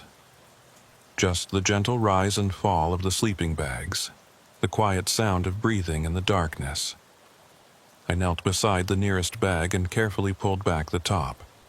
Inside was Robert Griffith, or something that looked exactly like Robert Griffith. Middle-aged man, dark hair, wearing camping clothes. His eyes were closed as if sleeping, his face peaceful and unmarked. He looked completely normal, except for one detail. He wasn't breathing. The rise and fall I'd seen was the sleeping bag moving on its own, inflating and deflating as if mimicking breathing. But the person inside was completely still. I checked for a pulse. Nothing. I touched his skin. It was cool but not cold, firm but not rigid. He felt like a well-made mannequin, a perfect replica of a person but lacking whatever essential quality separated living flesh from mere simulation. "Coleman, I need you to see this." She examined the other 3 sleeping bags and found the same thing. Perfect replicas of Jennifer, Emma, and Lucas Griffith, positioned as if sleeping, but fundamentally not alive. Not dead either. There was no decay, no injury, no indication of how they'd reached this state. "What are they?" Coleman asked, her voice shaking. "I don't know. Copies? Placeholders? Messages?" I photographed everything, documented the positions and conditions, trying to maintain some semblance of professional procedure even as everything I knew about reality was failing to apply. Then I noticed something else. On the wall, behind the circle of sleeping bags, more of those spiral glyphs. But these ones were different. They seemed to shimmer and shift as I looked at them, reorganizing themselves into patterns that almost resembled words. Coleman saw it too. Are they changing? Either they're changing, or we're seeing them differently. I can't tell which. I stared at the glyphs, trying to find meaning in their patterns. And, slowly, like an optical illusion resolving, they began to make sense. Not as language exactly, but as communication. Ideas and concepts transmitted directly into my mind through some mechanism that bypassed normal sensory processing. The message was simple. "You found them. Now stop looking." I stumbled backward, my head suddenly pounding. Coleman caught me, her face pale. "Did you see that? Did you understand it?" "The forest," I said, my voice rough. "It's telling us to stop searching. It gave us what we were looking for, the Griffith family, or what's left of them, and now it wants us to leave. But they're not really here. Those aren't the actual people, they're just representations, models, the best approximation the forest can create of what we expected to find. It's giving us closure, Coleman.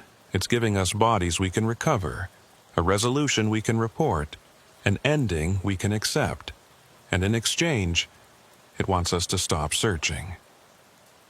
The glyphs had to shifted again, and another concept pressed into my mind. Others. Before. Always stopped. You must stop. "It's done this before," I said. "All the other disappearances, all the other search operations that found nothing, they were all offered the same deal. Find the replicas, declare the case closed, stop looking deeper." And what happens if we don't accept the deal? The glyphs went still, then blazed with sudden intensity. The concept that flooded into my mind was so overwhelming, so alien, that I couldn't fully process it. But the emotional core was clear. Fury, and beneath it, desperation. The forest didn't want to be understood. It didn't want to be mapped or explained or comprehended. It wanted to exist in the shadows, taking what it needed, giving back just enough to maintain the illusion of natural processes. And those who pushed too far, who refused to accept the surface explanations and kept searching for deeper truth, they became part of the forest. They joined whatever existed in these chambers, contributing to the system that created the replicas and the clearings and all the other phenomena designed to confuse and misdirect searchers. I thought about Marcus Dane, the solo hiker who'd disappeared 8 years ago. I thought about all the other names in Coleman's folder, all the people who'd vanished in this forest over the decades. I thought about the faceless figures I'd seen in the clearing, speaking with Robert Griffith's voice, claiming to be what they'd become. "We need to leave," I said. "Right now." Coleman didn't argue. We backed away from the sleeping bags, from the glyphs, from the chamber that had been prepared as a final answer to our search. We retreated up the tunnel, moving faster than was safe, driven by instinct and fear. Behind us, I heard movement. Not footsteps exactly, but a presence. A disturbance in the air that suggested something was following. The tunnel was changing too, the walls shifting slightly, the path we'd taken becoming unfamiliar. "It's not letting us leave," Coleman said. "It doesn't have a choice. We know the way out." But did we? The tunnel looked the same in both directions, smooth and featureless and endless. Had we been descending or ascending? Had there been a turn we missed? The landmarks I thought I'd memorized were gone or had never existed. We ran. The tunnel twisted and turned in ways it hadn't before, branching into passages that I was certain we hadn't passed. Coleman's light caught glimpses of openings leading to other chambers, other spaces, other parts of whatever network existed beneath the forest. And in some of those chambers, I saw figures. Dozens of them standing motionless in the darkness, all watching us run past. Some looked like the faceless things from the clearing. Others looked fully human, dressed in hiking clothes from different eras, 70s, 80s, 90s, all perfectly preserved, all silent and waiting. The missing, all the people who'd disappeared in this forest over the decades. All of them still here in some form, part of whatever system sustained this place.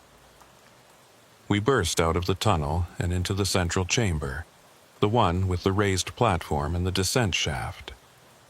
I could see our ropes hanging from above, our route to the surface. "Go!"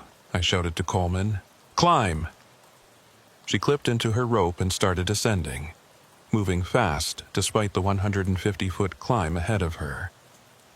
I followed, my hands shaking as I secured my climbing equipment, my heart hammering as I looked back at the tunnel we'd just exited.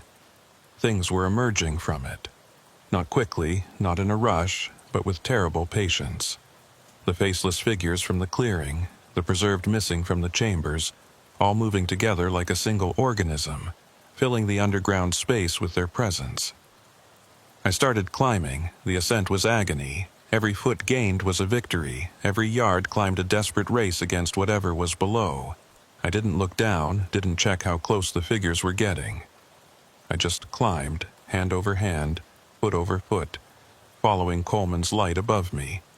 At 100 feet, my radio crackled back to life. "Miller?" "Coleman, what's your status?" "Ascending," I gasped. "Don't ask questions. Just pull us up, fast." The rope jerked as the surface team began hauling, and I held on as I was dragged upward through the shaft. Below me, I could hear something else ascending, not climbing, just rising, like water filling a well. 50 feet from the surface, I made the mistake of looking down. The shaft below was full of them. The figures, the missing, all the preserved remnants of everyone the forest had taken. They were rising up the shaft not by climbing, but by some other mechanism, drawn upward by invisible force, their faceless heads turned toward me. 25 feet, 15, 10. Hands grabbed me at the surface, hauling me over the edge of the shaft. I sprawled on the ground, gasping, as Brooks and his team pulled Coleman up behind me. "What the hell happened down there?" Brooks demanded. "Your radios cut out, then we heard, 'Seal the shaft,'" I interrupted. "Right now. Fill it with anything you can find. Rocks, dirt, equipment. I don't care. Just seal it. There are 4 people down there. The Griffith family. They're not down there. Or if they are, they're not alive. Trust me on this. We need to seal that shaft immediately." Brooks looked at Coleman, who nodded. "He's right. There's something down there, and it needs to stay down there." It took 3 hours to fill the shaft. We used everything we could find. Fallen logs, rocks, dirt, even some of our own equipment. We worked with desperate urgency as if we could sense what was beneath us, waiting, patient, willing to give us time to think we'd accomplished something. When the shaft was filled to within 10 feet of the surface, Brooks called a halt. "That's enough. Nothing's getting out of there now." I wanted to believe him, but I knew better. The forest had given us what we came for, the illusion of closure, the replicas of the missing family arranged peacefully in sleeping bags. All we had to do was accept that explanation, declare the Griffith family found deceased, and close the case. Except we'd left the replicas behind. We'd refused the forest's offer. The question was, what would it do now? We hiked out as darkness fell, moving quickly despite our exhaustion. I kept looking back, expecting to see something following us, but the forest appeared normal, just trees and undergrowth and the sounds of evening settling in. Back at the ranger station, Brooks assembled everyone for a debriefing.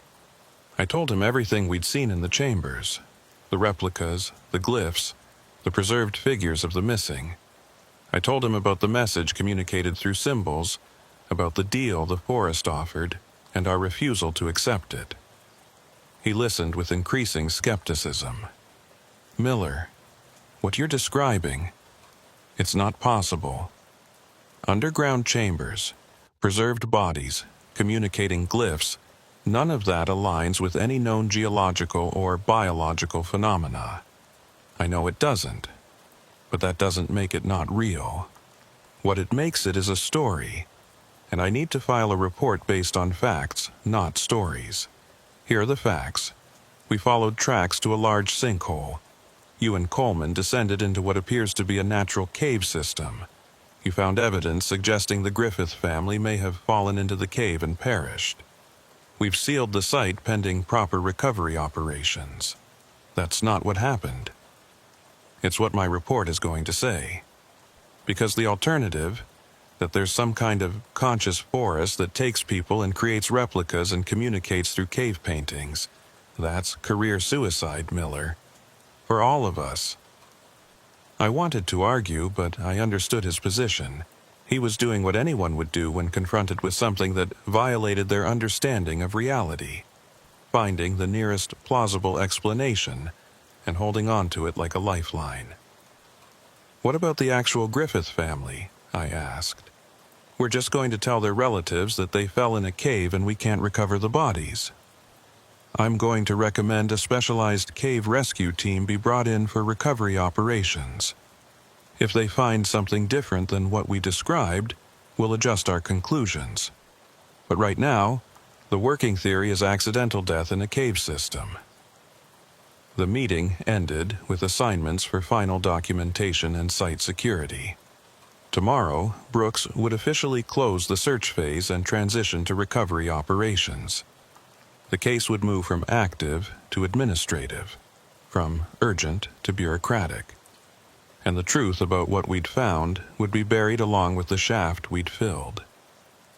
I didn't sleep that night. Instead, I sat in my motel room, reviewing my photographs and notes, trying to make sense of everything we'd seen. The patterns were there, the circular clearings, the geometric vegetation arrangements, the smooth tunnels, the preserved figures.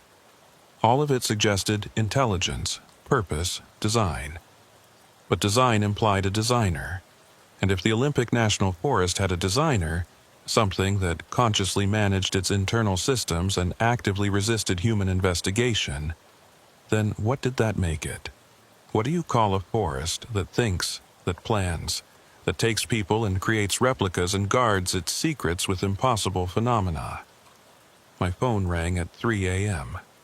Coleman's voice was tight with tension. "Miller, you need to get to the campsite, now. What happened?" "The shaft. We didn't seal it well enough." I drove through the darkness with my emergency lights on, breaking every speed limit between Forks and the campsite.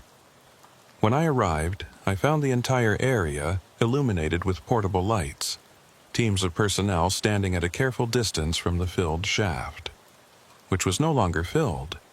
The logs, rocks, and dirt we'd spent hours packing into the opening were scattered around the clearing as if they'd been explosively ejected from below.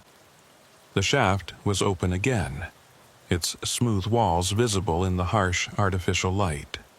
And sitting at the edge of the opening, arranged in a neat row, were 4 pairs of shoes. "They appeared about an hour ago," Coleman said, "along with this." She handed me a piece of paper, standard notebook paper, the kind from Emma Griffith's journal. On it, written in a child's careful handwriting, was a message. "We're happy here. Please stop looking for us. We want to stay." I recognized the handwriting from Emma's journal entries. Either the 9-year-old had written this note before disappearing into the forest, or something had perfectly replicated her handwriting to create a message designed to make us stop searching. "Brooks wants to accept it as genuine," Coleman said. "He's preparing to reclassify the case as voluntary disappearance based on this note. It's not genuine. Can you prove that?" I couldn't. And that was the problem. The forest had gotten smarter, had learned from our refusal to accept the replicas in the sleeping bags. Now it was offering us something more believable, more acceptable. A note suggesting the family had chosen to stay in the forest, perhaps living in the cave system, asking to be left alone. It was plausible enough to satisfy bureaucratic requirements. Strange enough to generate some interest, but not so strange that it would trigger deeper investigation. Perfect, really, in its manipulation of human psychology and institutional limitations. "This is a trap," I said. "The forest is giving us an easy way out, a resolution that lets everyone save face and go home. But if we accept it, we're abandoning the Griffith family to whatever exists down there. And we're setting a precedent that next time this happens, and there will be a next time, we'll accept the same explanation." Coleman looked at me with tired eyes. "What's the alternative, Miller? We've searched for over a week. We've found evidence that doesn't make sense, phenomena we can't explain. And now a note that technically resolves the case. What more can we do? We can refuse to give up. We can demand proper investigation of the cave system. We can end our careers fighting against something we can't prove exists. Is that what you want?" No, it wasn't. But I also couldn't accept that a family of 4 had simply vanished into a forest that actively resisted being searched, leaving behind only replicas and messages designed to make us stop looking. Brooks emerged from his command tent with a folder in his hand. "Miller, I'm officially closing this case as of 0600 hours. The Griffith family has been reclassified as voluntary missing persons based on written communication expressing their desire to remain in the forest. Recovery operations are suspended pending any change in their status. That's not what happened, and you know it. What I know is that we've exhausted our search resources without finding conclusive evidence of foul play or accidental death.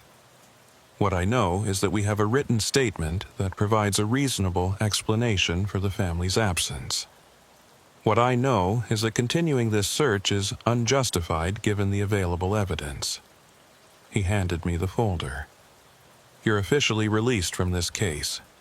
Thank you for your assistance, but your services are no longer required. I took the folder without opening it. Inside, I knew, would be my formal dismissal from the investigation, recommendations for follow-up psychological evaluation, and suggestions that I take extended leave to recover from the stress of the case. They were burying it, not maliciously, not as part of some conspiracy, but simply because accepting the impossible required more courage than most people had. It was easier to file the paperwork, close the case, and move on to something more comprehensible. I drove back to Seattle as dawn broke over the Olympic Mountains, my hands still bearing the shadow marks from my time in the circular clearing, my mind full of images I'd never be able to unsee. The official report on the Griffith case was filed 3 days later. It concluded that the family had voluntarily entered a cave system in the Olympic National Forest and had communicated their desire to remain there. Search and rescue operations were suspended, the case was closed, and the family was classified as missing by choice. No mention of the replicas in sleeping bags, no mention of the glyphs on the walls, no mention of the faceless figures or the preserved missing or any of the impossible things we'd witnessed. Just a tidy conclusion to an untidy case. I resigned from the FBI 6 weeks after the Griffith case closed. They tried to talk me out of it, offered counseling and reassignment and a chance to work on cases that didn't involve unexplained phenomena. But I couldn't go back to normal investigations. Couldn't pretend that what I'd seen in the Olympic National Forest hadn't fundamentally changed how I understood reality. Coleman left the Forest Service around the same time. We stayed in touch, trading information about new disappearances in the area, documenting patterns that official agencies refused to acknowledge, because the disappearances didn't stop. Every few months, someone would go missing in that section of the forest. Sometimes they'd be found quickly, confused and disoriented, but unharmed. Sometimes they'd never be found at all. And occasionally, their belongings would reappear at their campsites, arranged in ways that suggested they'd simply walked away. I started a blog. Nothing official, just a place to document the cases and share information with other people who'd experienced similar phenomena in forests around the world. Turns out, the Olympic National Forest isn't unique.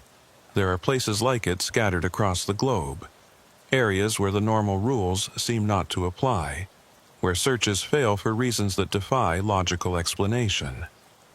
Some people call them vortexes or thin places, or dimensional anomalies. I just call them forests that don't want to be searched. The blog attracted attention from researchers, investigators, families of the missing, and people who'd experienced their own encounters with impossible geography. One correspondent sent me a theory that made uncomfortable sense. What if these forests weren't places at all, but entities? What if they were alive in some way we don't understand, conscious in a manner completely alien to human cognition, using their terrain and growth patterns the way organisms use organs and cells? It would explain the geometric clearings, the tunnels that shouldn't exist, the replicas designed to provide closure. It would explain why the forest seemed to react to our searches, adapting its defenses, learning our methods, finding ways to make us stop looking. It would mean the Olympic National Forest wasn't harboring some mystery. It was the mystery, a living thing protecting itself from investigation the only way it knew how. 2 years after the Griffith case, I got an email from an address I didn't recognize. The subject line was, "They're still here." The email contained a single photograph, taken recently based on the metadata. It showed 4 people hiking through a forest: a man, a woman, and 2 children. They were dressed in camping clothes, carrying backpacks, looking like any normal family on an outdoor adventure. The faces were blurred, but the body proportions matched. Robert, Jennifer, Emma, and Lucas Griffith, or something wearing their shapes, still moving through the Olympic forest 2 years after their official disappearance. I showed the photo to Coleman. Could be fake. Could be a different family that happens to match the general description. Could be real, I interrupted. Could be them, or what they've become, still existing somewhere in that forest. If it is them, Miller, what are we supposed to do about it? We tried searching. We found what the forest wanted us to find. We refused it, and it found another way to make us stop. So we just let it keep them. Coleman was quiet for a long moment. Then, maybe they want to be kept. Maybe Emma's note was real, and they've found some kind of existence in that place that's different from what we understand as life, but isn't necessarily worse. Maybe the forest isn't taking people. Maybe it's offering them something, and some of them choose to accept. I wanted to reject that theory, but I couldn't, because I'd seen the replicas in their sleeping bags, looking peaceful and unmarked. I'd seen the message written in Emma's handwriting, asking us to stop. I'd seen the preserved figures in the underground chambers, all the missing people from decades past, existing in some state that wasn't life or death, but something else. What if Coleman was right? What if the forest offered transformation, and some people accepted it? What if the Griffith family had walked into those woods knowing, on some unconscious level, that they might not come back, and had chosen it anyway? It was a disturbing thought, and I'm still not sure I believe it. But it's the only explanation that accounts for all the evidence. The only theory that explains why some searches succeed and others fail, why some people come back and others disappear forever. The Olympic National Forest still operates normally. Thousands of people visit it every year, hiking its trails, camping in its designated sites, enjoying the beauty of one of America's last great rainforests. Most of them have perfectly normal experiences and leave with nothing more than photographs and pleasant memories. But every few months, someone doesn't come back. Someone walks into the forest and encounters something that offers them a choice, whether they recognize it as a choice or not. And sometimes they take it. The search operations continue when needed. Teams of professionals do their best to find the missing, following protocols, and using technology and applying decades of accumulated expertise. Usually, they succeed. Sometimes they fail. And sometimes they find things they wish they hadn't. Things that make them question whether the missing want to be found at all. I still have the shadow marks on my hands. They've faded somewhat over the past 2 years, but they're still visible if you know where to look. Doctors can't explain them, and I've stopped trying to get them to. They're a reminder of what I saw, what I experienced, what I chose to walk away from. Because that's the thing nobody talks about. I could have stayed. When I was in that underground chamber, when the glyphs were communicating their message directly into my mind, they offered me the same choice they'd offered the Griffith family. Join the forest. Become part of its system. Exist in a state beyond normal human understanding. I refused. I chose to climb back up, to return to the surface, to continue living in a world where things made sense and forests were just collections of trees. But the offer stays with me, a whisper in the back of my mind that gets louder when I'm stressed or tired or wondering why I'm still doing this. Because part of me knows the forest was right. Part of me knows that some searches should fail, that some places should remain unknown, that some mysteries are better left unsolved. But I can't stop searching. I can't let go of the idea that the Griffith family is still out there. That the 17 people who disappeared before them are still out there. That everyone who's vanished into that forest over the past century is waiting somewhere in the dark, hoping someone will find them, or hoping someone will finally understand that they don't want to be found. I'm writing this from a motel room in Forks, Washington. Tomorrow morning, I'm going back into the Olympic National Forest. There's been another disappearance. A solo hiker named Grant Morrison who failed to return from a day hike 3 days ago. The official search is winding down, shifting from rescue to recovery. But I got an email yesterday. Another anonymous message, another photograph showing someone walking through the forest who matches Morrison's description. He was standing at the edge of one of those circular clearings, looking back over his shoulder at the camera as if he knew he was being photographed. He was smiling. Coleman told me not to go. She said I'm too invested, too willing to see patterns in coincidence, too ready to believe in a forest that thinks and plans and takes people for purposes we can't understand. She said the shadow marks on my hands are warning enough that I've already gotten too close to whatever exists in those woods. She's probably right, but I'm going anyway. Because Morrison's family deserves to know what happened to him. Because the Griffith family, wherever they are, deserves to have someone remember that they existed. Because all the missing deserve to have someone refuse to accept the easy answers and simple explanations. And because part of me, a part that's been growing stronger since I climbed out of that shaft, wants to go back.